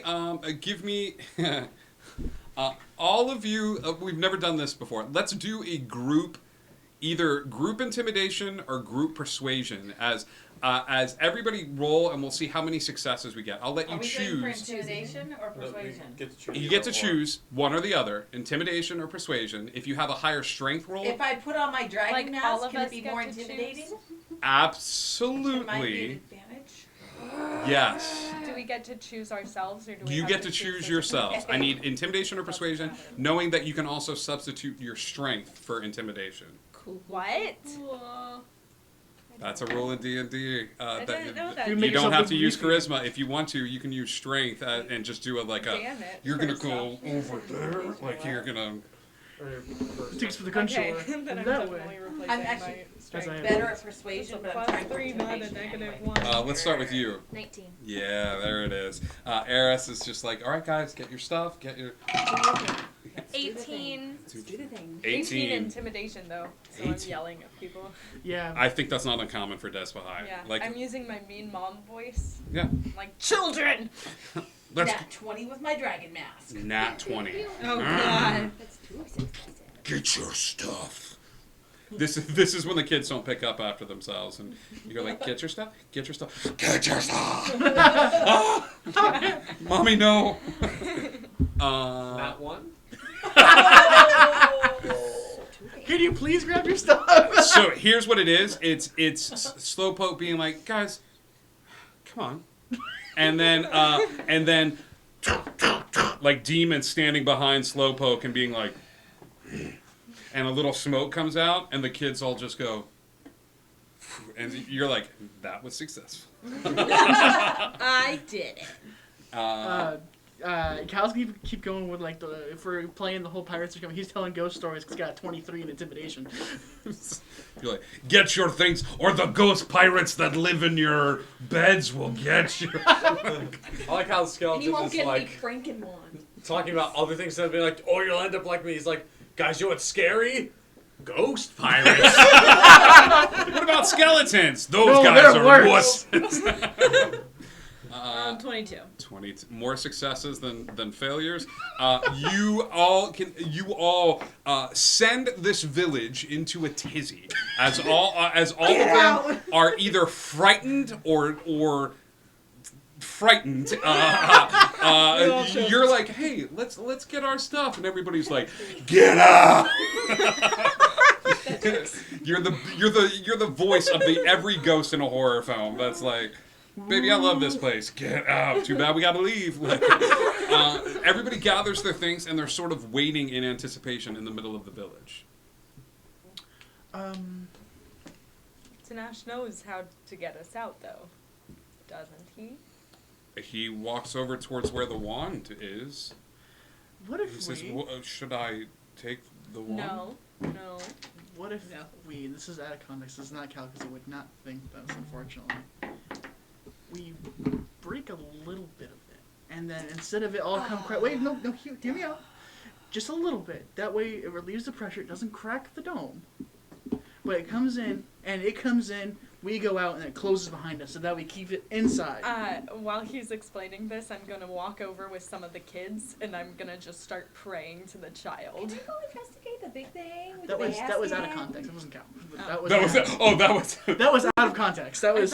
Ryan has a good idea. Cal is still having fun telling ghost stories. Exactly. I want it known. I'm gonna Very much so. prayer time to the child with as many people who recognize the prayer and want to come join me. Percentile dice, please. Percentile Investigation check, please.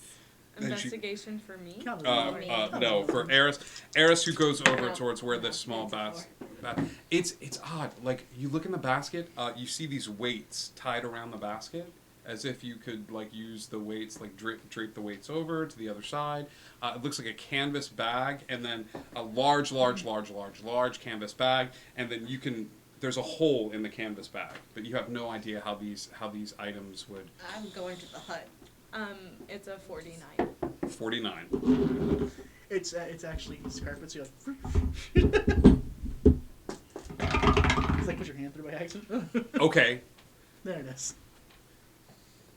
You start chanting, and as you start chanting, you make your way over towards the hut, and we hear the first crack. It took some time to gather everybody up, to get them ready. That first crack happens, and as you begin to chant and you reach out to the child spirit, you have it communicated to you, I'll protect them for this loop. But it doesn't change anything.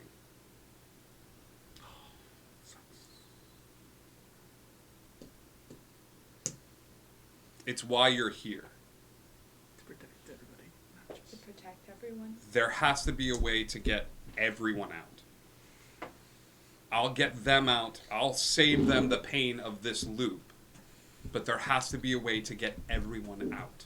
Get them out or keep them in for longer?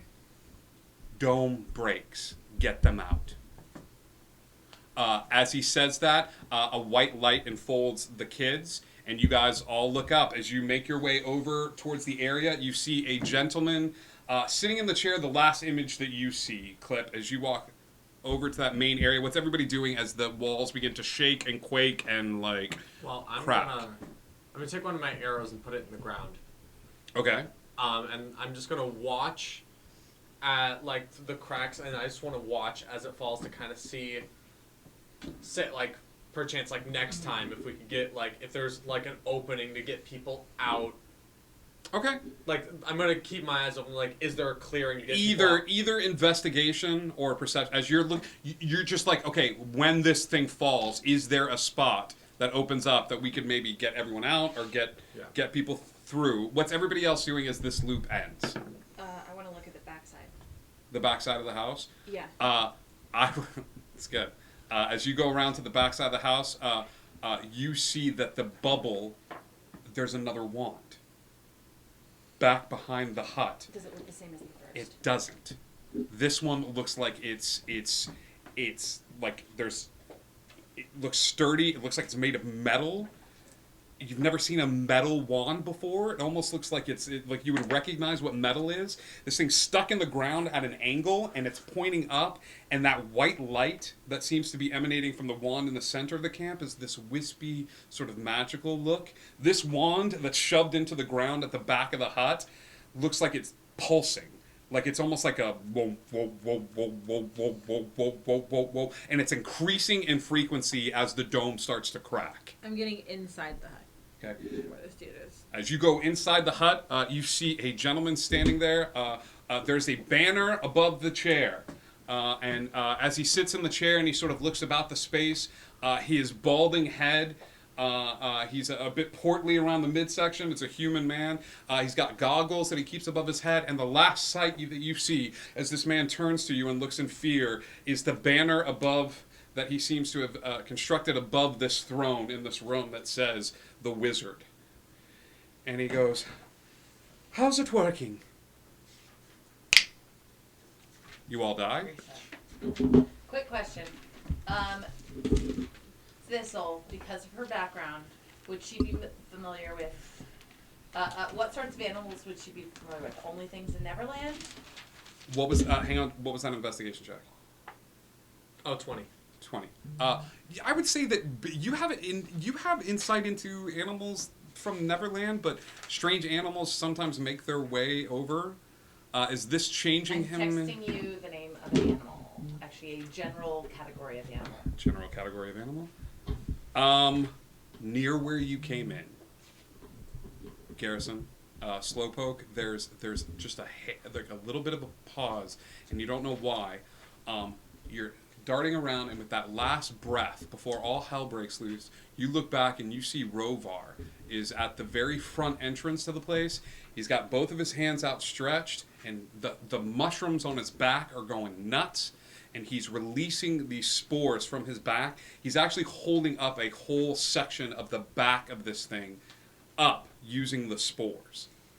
Like, he's holding it up like this, and so as everyone falls, you see Rovar is still standing, and he's got a bunch of people behind him. It's not the entire camp. The space wouldn't be bigger, but Rovar's holding things up with the spores from his back, just holding up this section of the dome. But, so, top of the dome breaks.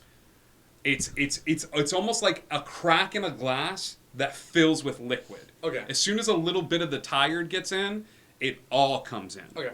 It's almost like it's looking for an entrance. It's looking for an entrance, and the first crack that hits, it all goes in, and it releases the tension, and that's what causes everything to break. Okay. Okay. So Can't reset. make me watch Rover die again. That's what I'm most You upset about. You don't see Rovar die. Rovar's still standing when you all go down. All right. You would know. Depends on the type. What? I'm going for one of the most famous here. Oh god, are we back on cheetah fish? Yes. Damn it. That one.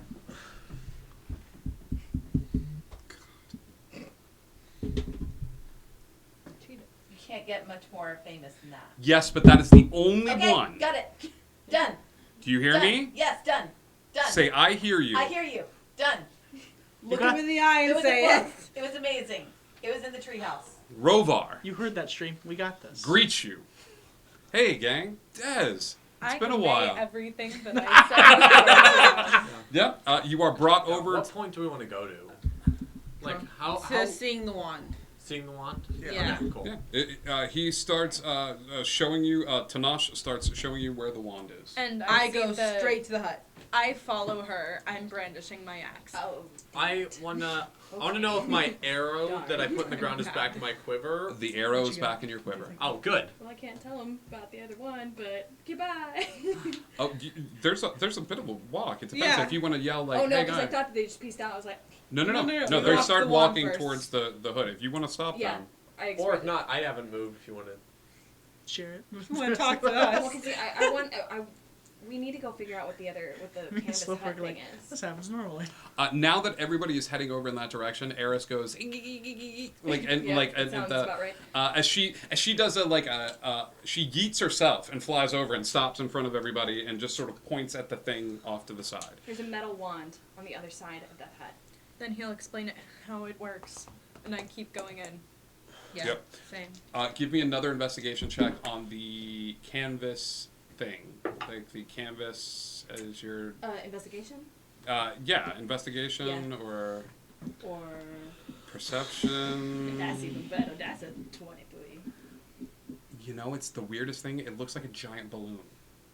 Huh. You don't know. In the canvas bag?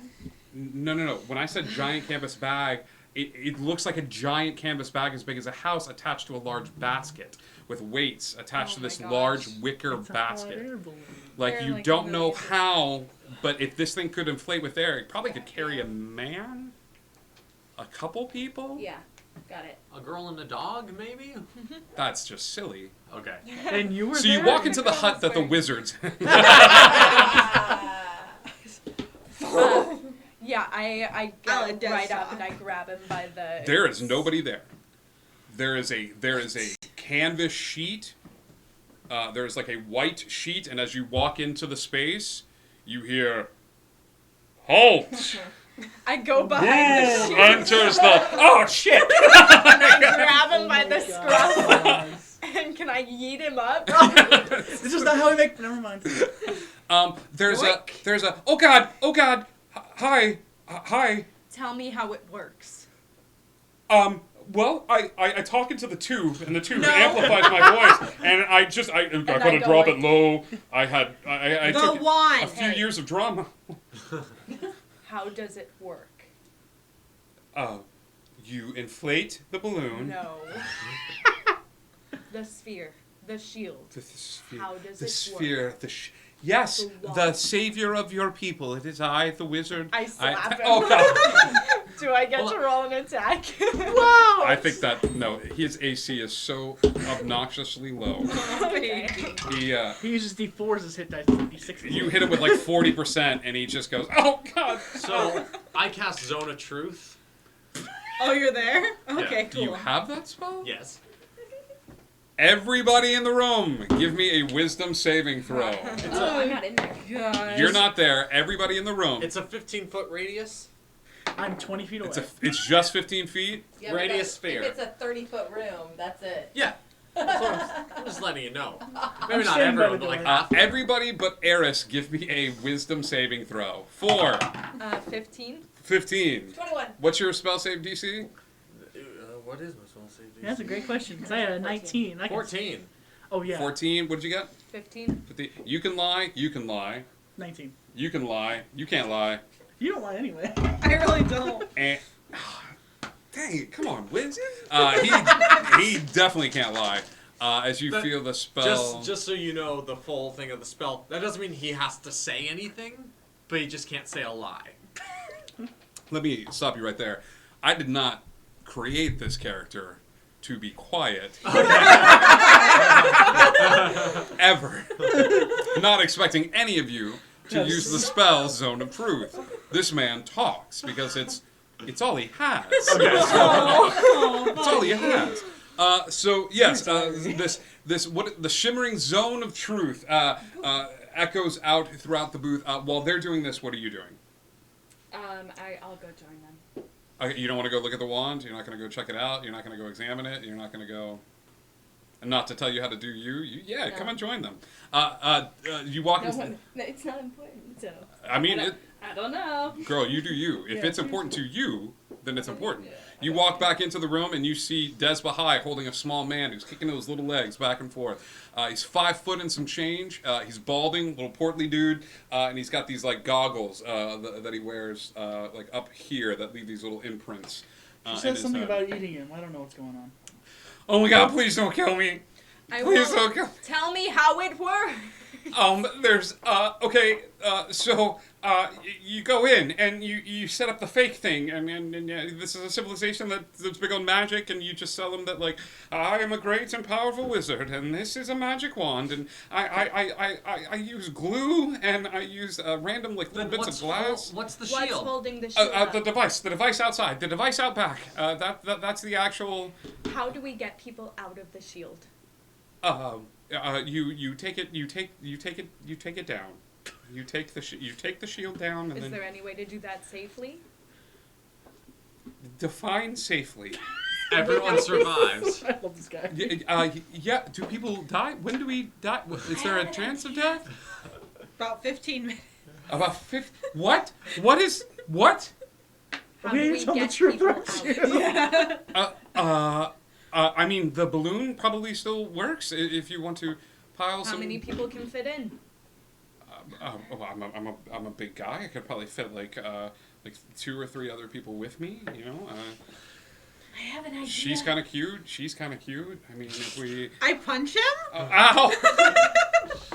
I have a +3 to strength? He takes another 4 points of damage. Please don't kill His the guy. lip splits. Sorry. She has a I suggestion. have an idea. Yes. What's your idea? My idea is I turn into a Brontosaurus bridge.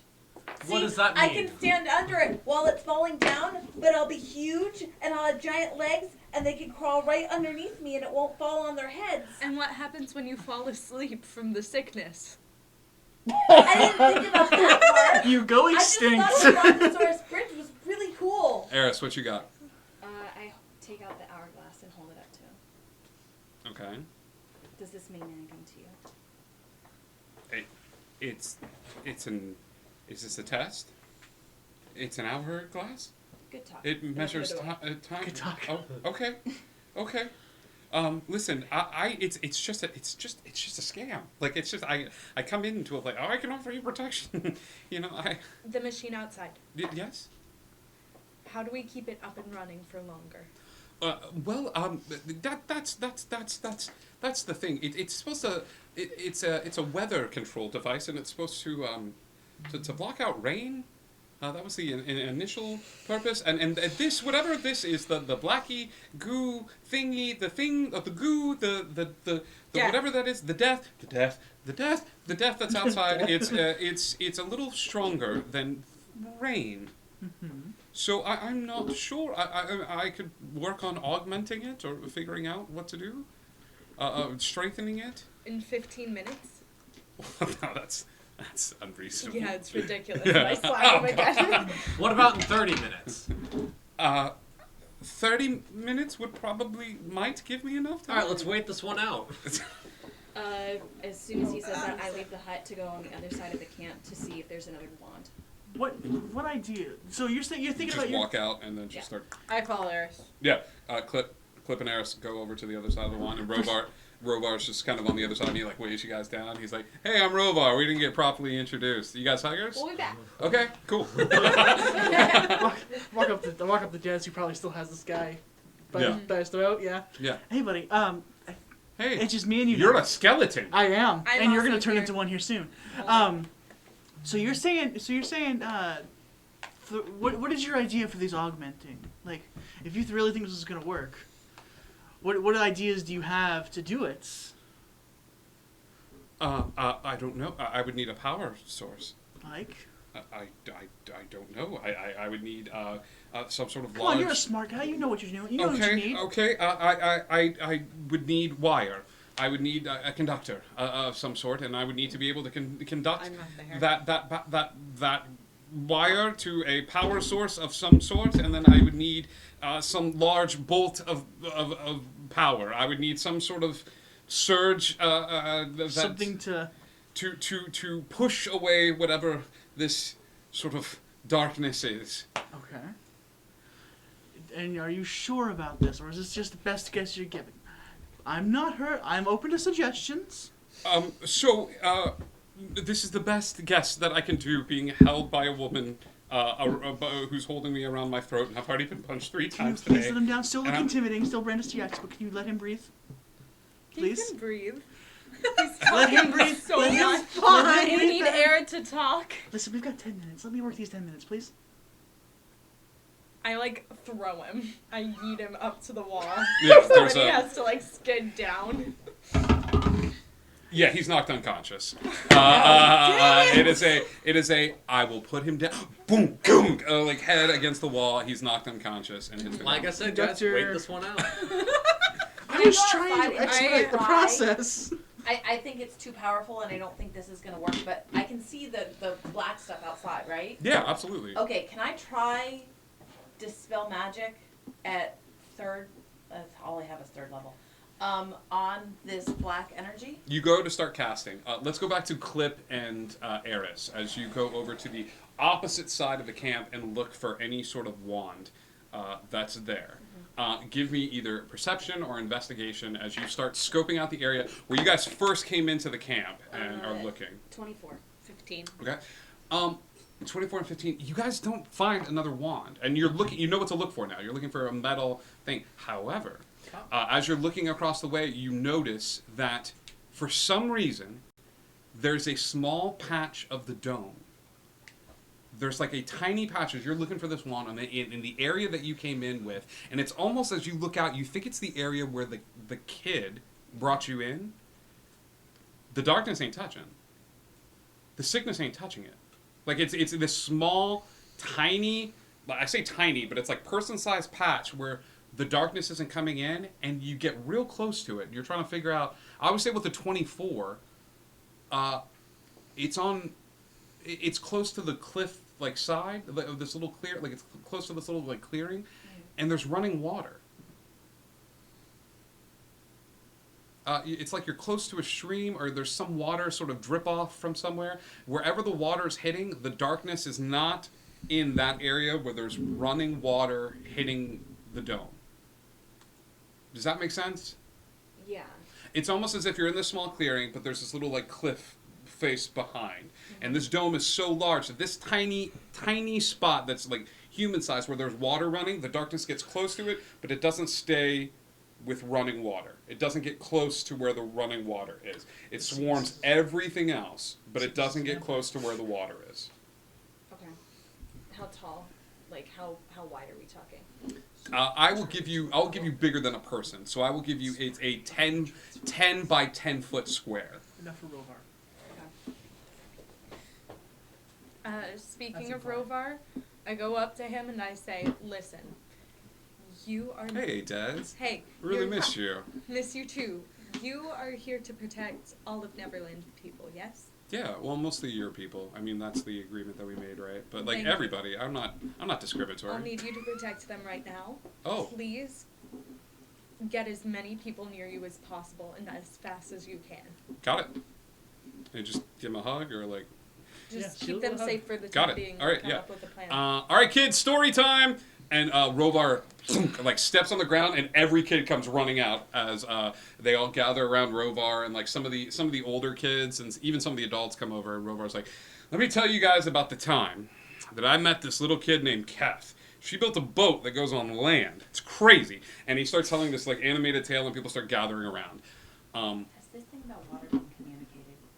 We're on the other We're side. on the You other all side. run together. You meet at the center as you're like, let's just ride this shit out.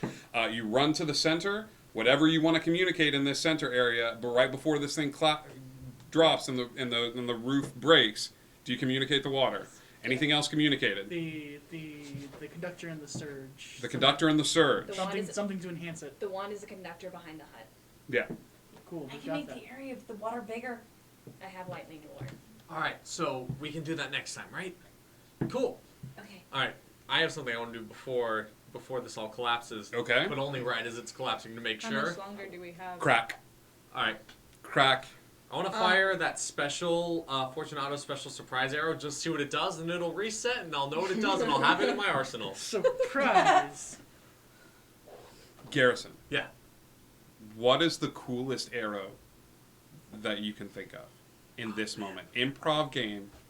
If you could come up with like an explosive arrow but it's fireworks. It's just fireworks. You reach behind you, and as you grab the arrow and knock it, as the building begins to collapse, and pull back with each pullback of the bow, the head of the arrow turns into that of a fireworks head dragon, and it begins to spark in your hand as you pull back. And everyone in the town almost looks up in terror as they're all fleeing for their lives, but you see Slowpoke with this. And right as he goes to fire, the dragon roars, and he shoots this firework arrow off into the sky, and everything collapses. When it collapses, Cliff grabs Thistle and Eris, kind of tucks around them under. You grab what? Thistle, Eris, kind of tucks them under, trying to protect. Okay. Trying to give her all the damage and protect them too. Thistle and Eris, give me a bonus perception check.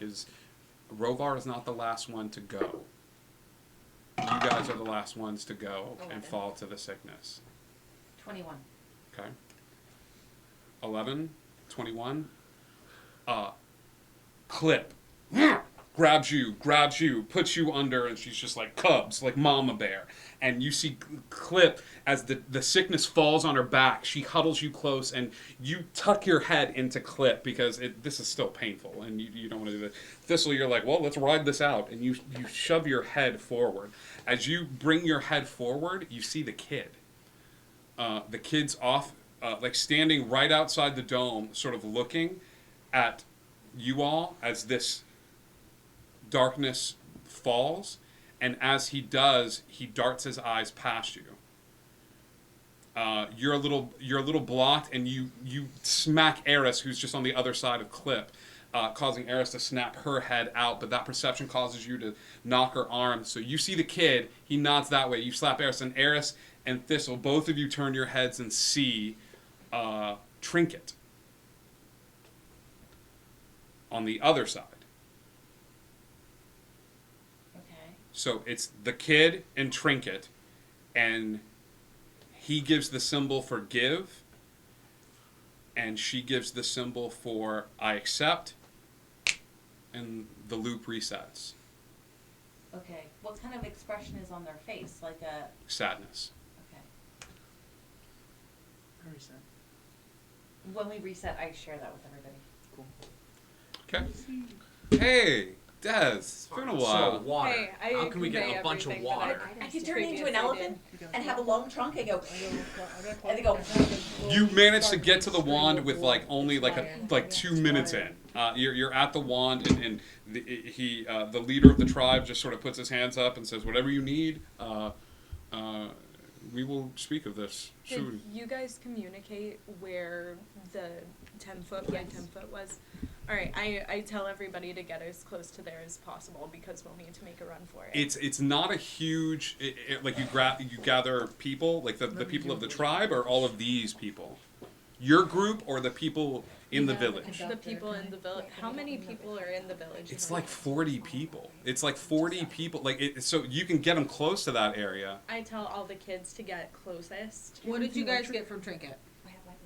I got the scoop. Okay. The child has it. Okay. What did you get from Trinket? Wait, what did I get from Trinket? No. So you write this down. You're right. Slowpoke picked it. I have a book with an hourglass. I have wire. You have the mask. And then I got the Clockwork Rhino. You got the cup with the ball. What did I What did I We're caught in a loop. Wolf Garin is shouting at you from the chat. Yo-yo. I got a yo-yo. Yep. Write that down. I'm doing it. Cool. Sorry. I think at this point we know what we need to do. If you guys are gonna start working on the, well, for the most part. Do we? What are we doing? Huh? Well, let's work on the waterfall. But I'm just saying we don't all. Now that we've established different things, some of us can go work on one thing while the other ones go work on the other thing. Is the wall permeable by touch? You go and place your hand against it, and it feels jello-y. Like it's definite give. Like you could like push against it. Give me a strength check. Oh no. I'm going like on the 10 foot. Where do you go? On the 10 foot? Yeah. Okay. I think it was pop. And that's not gonna be much. That's like a 7. A 7. There's not a lot of give there. You do feel it firm. Like it pushes in just a little bit. There's not a lot of give there. But who's all around? You guys are still all together, right? Like Yeah. everybody that's around there, give me either investigation or perception. 23. 23. 13. Yeah. 22. 22. Nat 20. Nat 20. Nice. So how do I justify this for Clip? I don't know. Cal and Eris, you guys are looking at it and you have the idea of like, hey, like She's in full panic mode right now. I wonder if we could get this to move. Like I wonder if we could like if we hit it with enough force, and then you were like, oh sweet, and then you just go like you walk over to the spot and they're like, I wonder maybe if we like calculated and we push, and you're looking at it and Clip just goes over and goes like, dunk against that 10-foot cube, and it slides in the grass just a little bit, and more of that water that's flowing off like covers more of the square, like it moves in the grass just a tiny bit, like a couple of inches. Well, perhaps if we had something, say, an elephant run into it. Or I have a or I have a rhinoceros. I have a clockwork rhino. Does it turn into an actual rhino? We'll see. Maybe we have a Clip says rhino, very it articulately. turns into a rhino, run into it, and then the elephant, like I can water, make a bigger space. Sure, I like that idea. Teamwork. Figure Right. out how that rhino works. Please? Does it have a wind up on it? It does. Cool, we're just gonna... Okay, so this is very important. Where is the rhino facing as you wind it up? The rhino is facing toward toward where it needs to go. Is where it needs right to up push. against the wall? No, it's gotta... If I assume this is what's going to do it, he's going to take a couple steps back. As you take a couple steps back, with every step, it picks up a little bit of speed, but it gets to about like dog height as you wind it up, and it just rams into the wall. Okay. But it's about like Chihuahua sized. From it goes. And then when it hits the wall, does it shatter, or can I pick it up again? I'm sorry, buddy. I'm learning too. I'm gonna punch the wall again. I'm just getting. It is freaking stuck out. at Chihuahua size. It's stuck at Chihuahua size? Yeah, there is a. Give me another strength check. Yes. 6. Can I do it as well? Yeah, both of you. Ooh, that's a 20. Hard 20. Yeah, you're not able to move it this time, but you are able to get that push that with a. You do maybe like the With Bruce a- like one inch bam. punch. Yeah, and as you do, it moves a little bit, but it's not going to be enough to get the entire dome protected.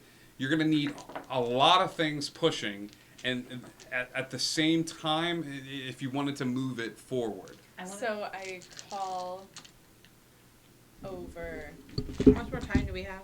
Shoot. It's been a while since we started to explore. I would say not that much time has passed. You got about 20 minutes left. Cool. It's been 10 minutes where you guys are like, I wonder if we could hit it, we could do that. Robar's still talking to people. And then Kath, she's like, I'm going to make the boat a land boat. And I was like, everybody's like, that's dumb. I wasn't. I was smart. And he keeps going with the story and like. I call over Rovar. Yeah, and he's say, like, pause.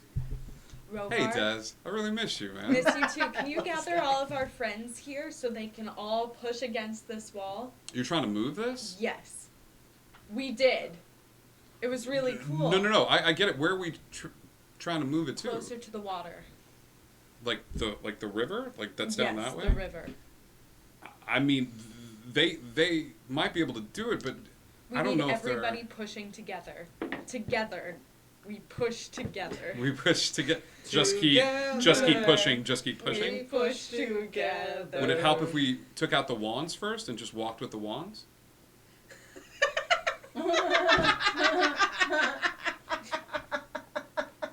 Do you think so? We don't have time for this argument. Everybody push. Yeah, sure. As he says that, he's like, "Yeah, you're right. That's dumb." Persuasion check. Somebody in the group that's taking the lead on this persuasion check. I will. Eris is taking it at advantage as Eris stands up and she's like, "Listen up, folks." Oh, that's gonna be a 25. You were like, "Listen up." What do you say? Do the thing, please. Well, she makes a good point. Everyone in the village goes over to this area and they make a collective strength push and begin to push the wall. And it's a lot of people. Not all of them are trained monks like Des Baha'i, but it's still 40 people gathering a small area and pushing this dome. And it's making slow but sure progress over towards where the river is. Do we see the sickness moving away from it as well, like more by more? As more water flows on top of it, the sickness does not leave. Here's the deal. The sickness does not leave. It congeals. Like wherever the water is, like it's still there, but it's just layering to the other side. Like it's still there and it's still the same amount. And it's just all, instead of all being on one side, it's like double on half the side. Yeah. Cool. Yeah. There's pushing and pushing. You're gonna turn into an elephant? Elephant, help push. Where? Where in the 40 people are you? Oh, okay. People usually clear out. No. Yeah, you want to blow like sound your trumpet and get them to shift? I'm just asking for I don't want dynamics. to mess up their pushing power or whatever. So People move for an elephant, I didn't believe. Picture how much space there was. So if there's enough space for me as an elephant to do this, great. People if shift. Not, I'll try the water spray thing. People shift out of the way, and you begin to like push as an. You go full elephant. And you're never supposed to go full elephant, but you go full elephant, and you start pushing against this wall, and you realize that as you get closer and closer to the river, you can even feel some of the water underneath your feet as the ground gets wetter and wetter, but sure enough, there's a crack that sounds right as you get close towards where the water is. As soon as I hear the thing crack, I want to take out the hourglass and tip it and see what happens. Okay. You take out the hourglass, and you go to tip it, but the sand keeps flowing in the direct as you go to tip it. So it's flowing up instead? Yeah, it's still flowing up, and it's still, like, time hasn't changed. And as you look, because this is the first time you've taken the hourglass out, there's less sand in here than when you got it. It's got a limited amount of uses. Is it? I mean, I'd say you're I about wouldn't know. halfway, ballpark. There's less sand in here than when you started. Halfway. Okay. As you go to flip it. Short enough, though, this side of the dome, it's a different scene. As that cracks, the back half, the first one to go is the wizard, who didn't know anything was happening, and all of it falls just on that side. As that's the first part. Rovar, standing with this group, sends the spores out and is able to hold back the flood of the sickness for a time, and even the water is able to hold it back for a second, but everybody's sort of backed into this one corner, and this part of the dome begins to break off from the rest, and the magic shuts off, and people go scattering, but as soon as the dome breaks and that flood is able to flood outward, it consumes. It's a typhoon. So you bought everyone a few seconds, but in minutes, and maybe somebody got through, but you guys didn't because you held the line. And sure enough, as soon as the darkness overtakes you, you wake up and you're back in the spot. You're close to a solution. It just needs to be the correct solution. The thing you got from So what's the thing about wires? I Can I run see? straight off to the Rovar's like, hey, Des, it's great to see you. the magic wand over on the chieftain's side. Behind the metal. Des looks at you guys as you guys find yourself sitting in the circle, gets up, and just takes off at a sprint. Okay. It looks like she's heading behind the chieftain's hut. Is anybody racing after her? I'm going to the Or wizard. flying after her? So the magic wand, is it attached to a machine? It's stuck in the ground. It's stuck in the ground. Can I take it out of the ground? Anybody going with her? What's everybody else doing as Des Bahai takes off at a dead sprint and heads back behind the house? Clip is just standing still. She is shaking. She's died over and over again. It's freaking her out. She's Yeah. just Everyone who's still here, we only have an amount of time left. The hourglass I got has less sand in it, so that we only have a few more chances at this. Okay. So, yeah, I'd run after because she has a lead. I'm going. Yeah, everybody that follows after Des, these three, as you share with the group, like, I don't know how many finite loops we have I'm gonna of grab this. her, Clip's hand Yeah. and check on her before I make any movements. Yeah. Clip is not in a good space because she keeps, last time the sickness came over, she lost her entire family. She's freaking out. They all are gonna be gone every time she dies.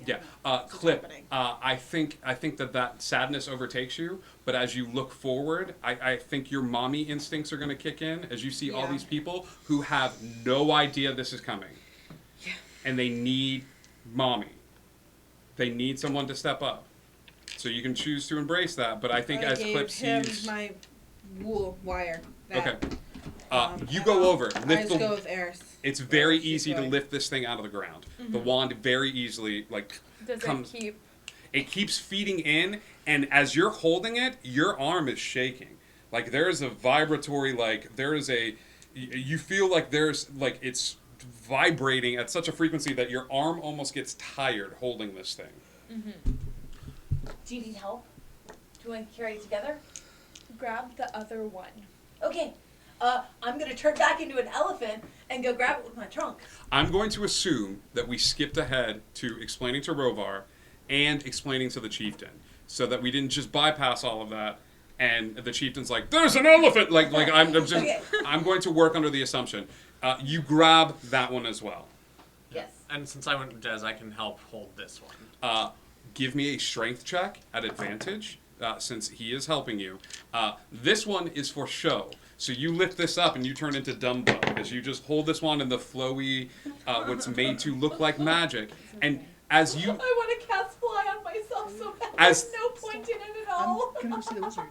as the with smoke you. begins to drift out, you catch the faint scent of as the smoke flows out of this wand and up towards the sky, made to look like this, forming this pattern. You get the distinct smell of eucalyptus. It's essential oils. Fuck this guy. And you're like, is this a diffuser?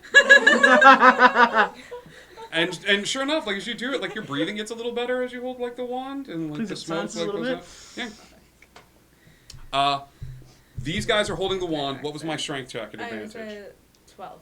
It's getting rough. You Yeah. feel your arm getting exhausted, but because Slowpoke is there and he's like, hang on, you got this. Even Slower Poke reaches a couple of little hands out and tries to help you, and the turtle shell's shaking like this. You're feeling like it's difficult, but with his help you're able to do it.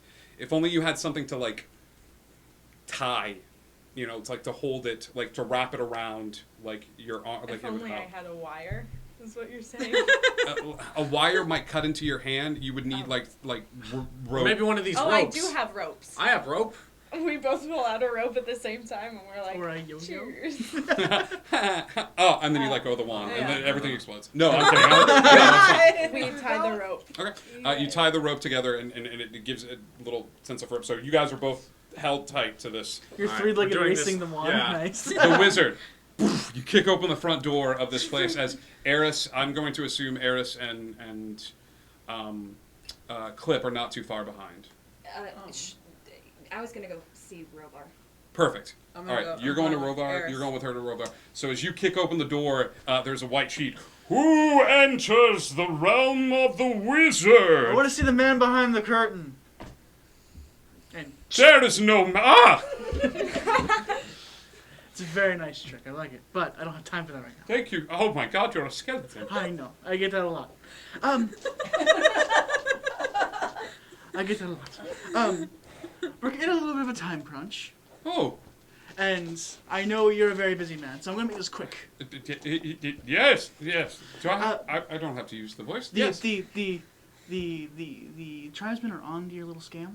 Oh God. Yes, and from one bard, from a bard and a salesman to another. I think you want to know this. I don't really sing. It's fine. You do things. You do things More your of own more way. of an interpretive dance. And one day you'll hold me. I want to see that. But they're on to your little scam. Oh God. And Okay. you don't want to Yes. get on these bad guys. No. So any way to actually make the one out there work on that stuff up there would be greatly appreciated. I would need a burst of power. I would need. I don't have any sort of wire or filament. I would need because Cal has I gave the Cal thread. the wire. This is going to work at all? Yes. That should work well. I guess I need. Do you have anything metal or that we could use to channel electricity through the metal into the wire itself? I'm not there. I can't tell you. Anything? I used to have a little circular disc that I could use. Yay big, Wait, out of context. You have it. Rhinoceros. It's clockwork. It's clockwork. It's metal.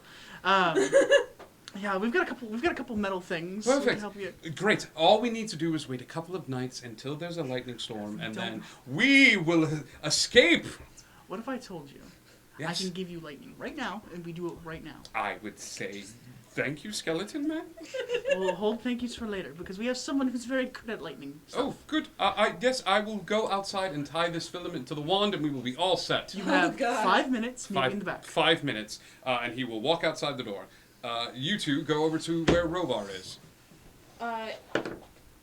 Let's just say I remember. I don't know. Something's telling me that you know about things about wands. I know. Ooh, I don't know. I know things. Hey, I know things. I'm Rovar. Yeah. You're really great. You know wands. I like this. Wands. The wings hey, are cool. listen. Hey, Hey. ears up. Ears All up. right. Wands. You got some, right? Oh yeah, there's like two. There's like one in the camp, right? Like that main one. Yeah. Let's just say that I know that there's more than one. Would you say that there's more than one? Is this a game? Yes. There's 5. Insight. Sure. Oh, no. 11. He thinks you're playing a game. And he's like, No, this isn't a game. Oh. It's like a real question. Real question. There's one. There's one there. I mean, I have one. You do? Yeah. Could I borrow it? Sure, yeah. Okay. What material is it? Oh, hey, man. How's it going? Are you asking him or are you asking me? You. Oh, it's wood. It's just like a little It's like wooden. actually mushroom. Okay. Where are more of these? Oh, I'm the only one that carries one. So it's this one? Yeah, Have you and the seen one in any the center others? of town. Oh, that's it. Yeah. Okay. Can I borrow this for a little bit? Oh yeah, sure. Great. Hug it out? Hell yeah! You're like, And then I cast a message to her. Hey, I need you. Like, Okay. And I can't wait to learn your name one day. Okay, love you, bye. Oh my god. I think I just met my wife. Please. Yeah. All right, bye. You said I love you first. Okay. That's the So truth I needed in my life. you guys are outside and you're holding this wand and you've got it into your hand. When a the wizard walks around the other side of the house and he looks and he sees 2 people that he's never seen before tied to the metal stake, being like, "Hey!" And he's like, And booking it. "Where are you guys headed?" And towards the 10-foot, towards the river. Yeah. Towards the river. As you pick up the wand and move it, the dome doesn't shift. Like, it doesn't move with the wand. Like, it's still there, but you look and it raises above the ground a little bit. So in parlance, think about untethering a balloon. So you've untethered the balloon, but it's still being... We cast fly on ourselves. And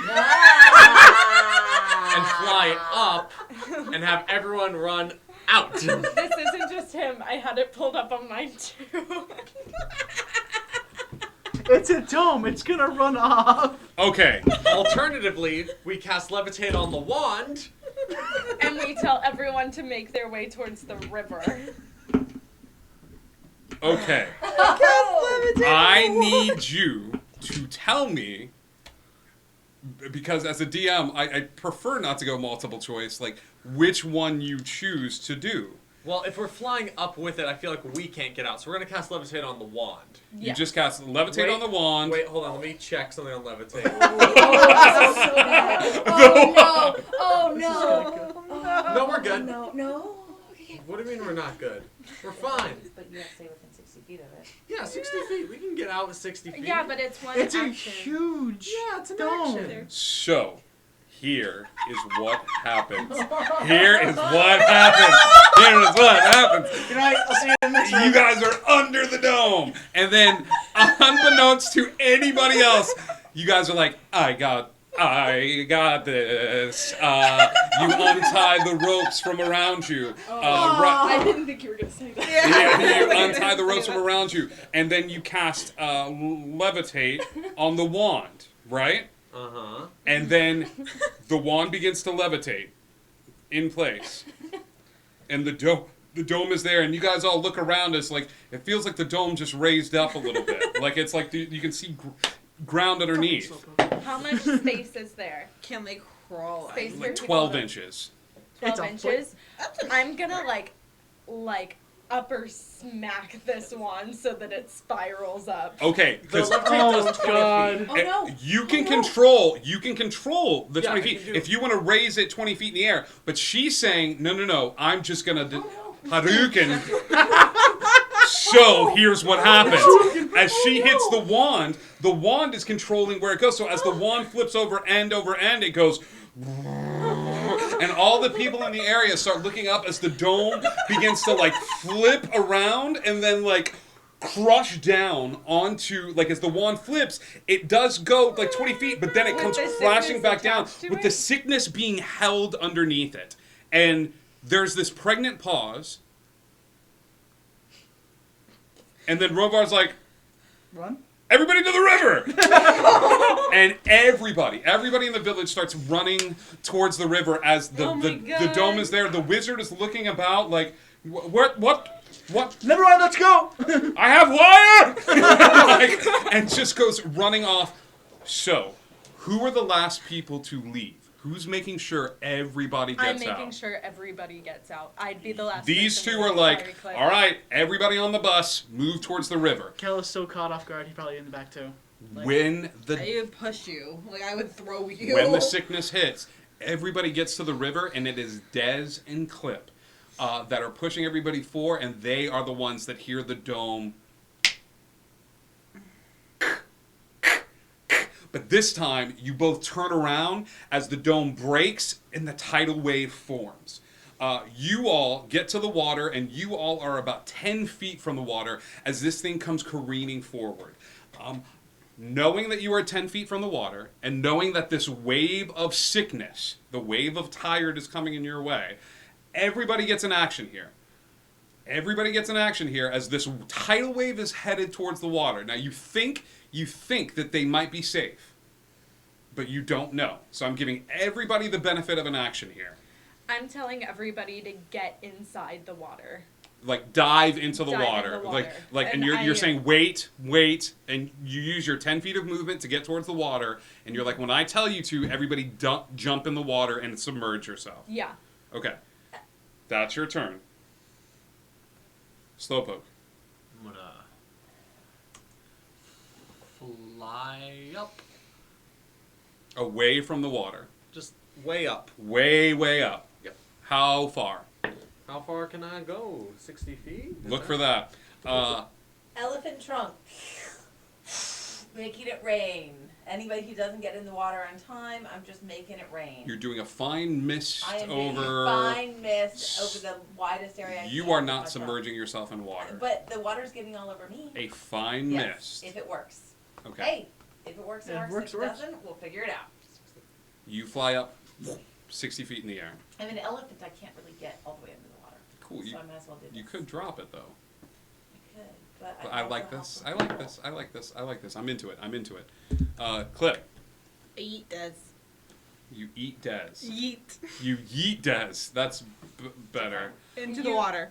No, Des is already I'm in the water. She's in the water. Oh, I thought you were 10 feet away from it. No, she used her movement to get in the water, and she's standing with her people, and she's like, all right, on my mark, everybody submerge yourselves in the water. Okay, I go to the water then. Okay. Everyone's there. Cow. Yeah, he's just at the water. He's just ready to jump in with everybody else. Okay, you're waiting for Dez's signal. Des puts both of her hands up, and there's gonna be some stragglers, probably some people that probably aren't gonna see the signal. So just make sure everyone on my end at least sees it. Eris. Yeah, we're kind of creating like the choreographer style stagger of like 3 in a row. You know, the exercise coach. I go to Clip and I grab her hand. Okay. You're standing with Clip. You prepare your blast. It is. So here is what everybody else sees. When this happens, thank you, Siobhan Knuckle. Thank you, Nightheart Gaming. We appreciate that. So, elephant, spray in the air, fine mist that sort of drapes over everybody. And this. It is a odd sight. Because you are the last ones to go. You make sure everybody else submerges themselves, and you are the ones that wait till the last second to make sure everybody goes underneath. And as the sunlight hits this little fine mist of water, the juxtaposition of the rainbow that is being formed over this fine mist against this oncoming tide of darkness is breathtaking. You wait. You wait. You wait. You wait. And you reach some sort of catharsis as all of you remember running from the darkness, running from the tired, running from that moment, and for the first time since you have been on Neverland, none of you run away. You face it and stand against the tide. And you wait and wait for the last moment and then submerge yourself in the water. All of you go into the water except for Slowpoke, who is 60 feet up in the air, staring down at everybody, and you see this, and your heart breaks for this group of people that you have met so suddenly and have made such a huge impression on you. The water is able to protect you, but your heart sinks as you realize that that water is not going to be enough, as there is no living creature in this area except for the large 2-ton elephant. And as that mist floats away, the darkness turns its attention towards the only living creature in the space not submerged in water. Can I drop it and dispel magic on that coming towards me? You drop it as the wave undertakes. And then, from out of nowhere, from the cliff face, your eyes dart to Trinket as that silver hair begins to glow, and where Trinket was standing now stands the largest silver dragon you have ever seen in your entire life. And there's like a little kid riding on top of it. And as this darkness wave breaks and it's following after where Thistle is going, that dragon emits a breath that is a silver fire that taps into the core of creation itself. As one of the first and last guardians of a place that is no longer a part of the multiverse, that has decided to adopt Neverland as her home, emits that breath weapon, and the darkness is consumed by it. The silver fire begins to burn it away from everything. And you see as this oncoming wave of silver fire erupts around it, and the child on top of it begins to laugh and howl with a delight, with a glee that can only be described as unmitigated joy. And the wave breaks. And there's a calm. Trinket leaves her dragon form, exhausted, the little boy on her shoulders, and she hits her knees, breathing heavily, and Rovar pokes one head up above the water and then begins to like splash, and everybody starts poking their heads up. Mm-hmm. Is the dragon still there? No. None of you saw this except for Slowpoke.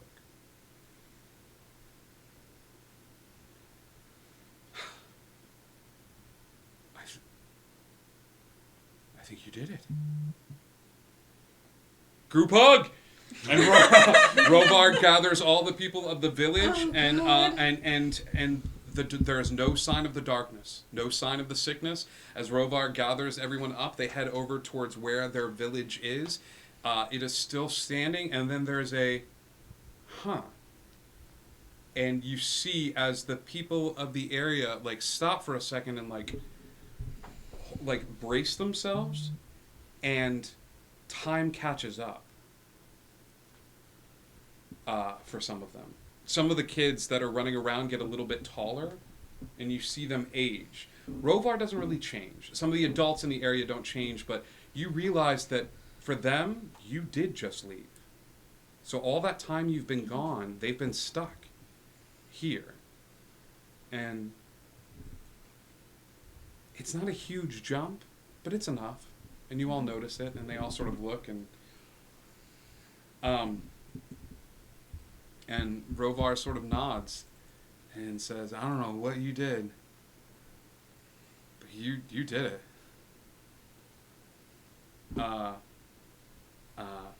And yeah, the people of the village head back to their homes and start checking on things.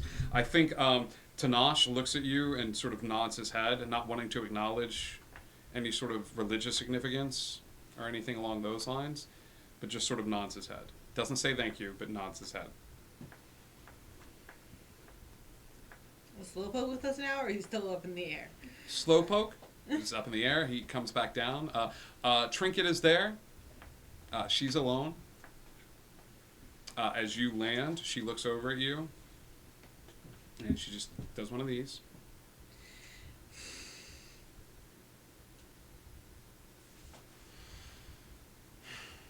Can I come up to Tanash? Yeah. Where did Tiger Lily go?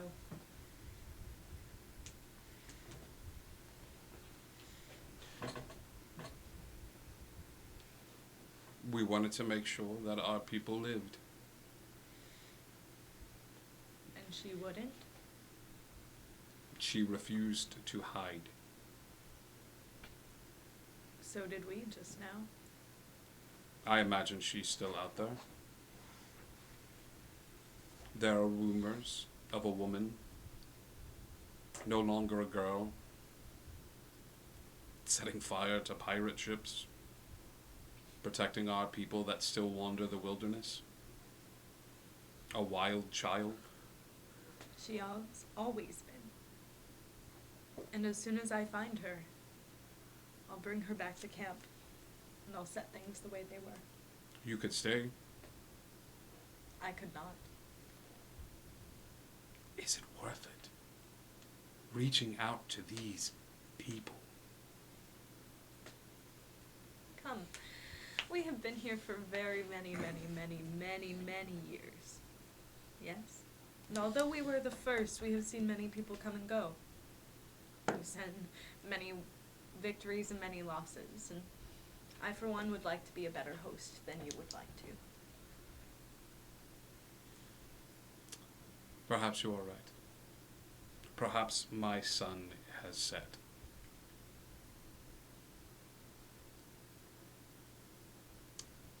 He will nod, and will pull away his second in command, and ask him to walk. And he takes Brotone off to a small area away from the village and begins to talk to him. And as you all watch, he, in a quiet moment, reaches and takes the band of feathers off of his head and hands it to Brotone.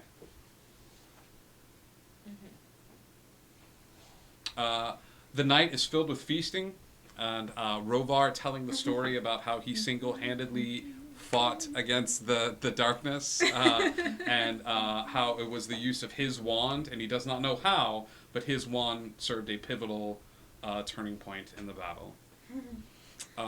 Trinket is there. She has her carpet bag out, and she has a blanket set up, and the children of the area come up to her. None of them take anything from the blanket. each of them reach into their pockets and off in little secret hidey holes throughout the entire village and bring her things. You realize that every item that Trinket has collected is brought to her by the children of Neverland. Found in hidey holes, found on ships, buried treasures that only a child would view as treasures, and you realize that belief in it has a power, and Trinket refills her bag. Cool. While it's happening, Clip is gonna run to, like, if it's like a top of a hill or something, just something she can, like, kind of get away, and she's gonna let out her wolf howl, see if there's any response. There's a large wolf howl. I think it's loud enough that they would all hear it. Oh, yeah. And you guys all look up and see Cliff, or look up on this little like overhang that looks over the area, and Clip is there. And as she releases this howl, you realize it's a howl of frustration and a letting go of the anger that you've all felt facing off against this darkness. And she's done it before, and she's never heard a call back until tonight. As this little tiny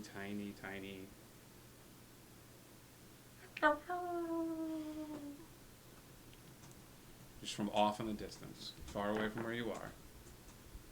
She starts crying. You understand dog enough to know that it's just it is not a complex message communicated through that howl, but just a simple "you are not alone." She literally just drops her and starts crying. We rest for the night. We enjoy the festivities. Yeah. And that's where we end tonight's session. Thank you all so much for tuning in to tonight's game, set in Neverland, as we dive into the mythos and we change the leadership of one of the last bastions of the tribe. You had 2 more runs. You had 2 more runs. Oh, God. Don't worry, gang. If anything went wrong, I would have been way high in the sky and would have saw what went wrong. Thank you all so You'll much. be able to see us re-roll our character. There is always a spot at the table for each and every one of you. I want to thank Wolfgarin D&D, who designed the role of Trinket. He bought one of the items that we had that allow you to create an NPC, and based Trinket off of his wife.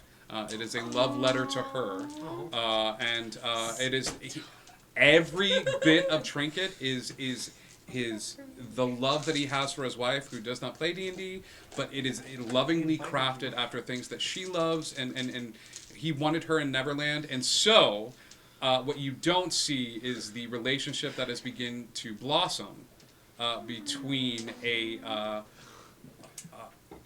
certain Miss Trinket and another Dragonborn. Oh. That's nice. Daisy has a mom and dad now. So we will get into that during a one-shot, and we will begin to learn of Daisy's new mom and dad, who have adopted her and are teaching her to be a guardian of Neverland. But that is my gift to Wolf Garin, as there's no better person to pair him with than another guardian, and to give Daisy the parents that she deserves. So Monday, we have a one-shot that takes place in Wonderland, and we're actually going to dive a little bit into who the heck this wizard is and how we can get him back home. We love you guys so much. There's always a spot at the table for you. Thank you, Wolf, for giving Daisy parents. Thank you for everybody who tuned in tonight and followed along, and thank you for everybody. We love you guys. Indigo, connect, and hey, are we, as a group, ever going to stop fighting the darkness? Never. We'll see you guys soon. Stay tuned for a raid. We're going to go rave a group. Yeah.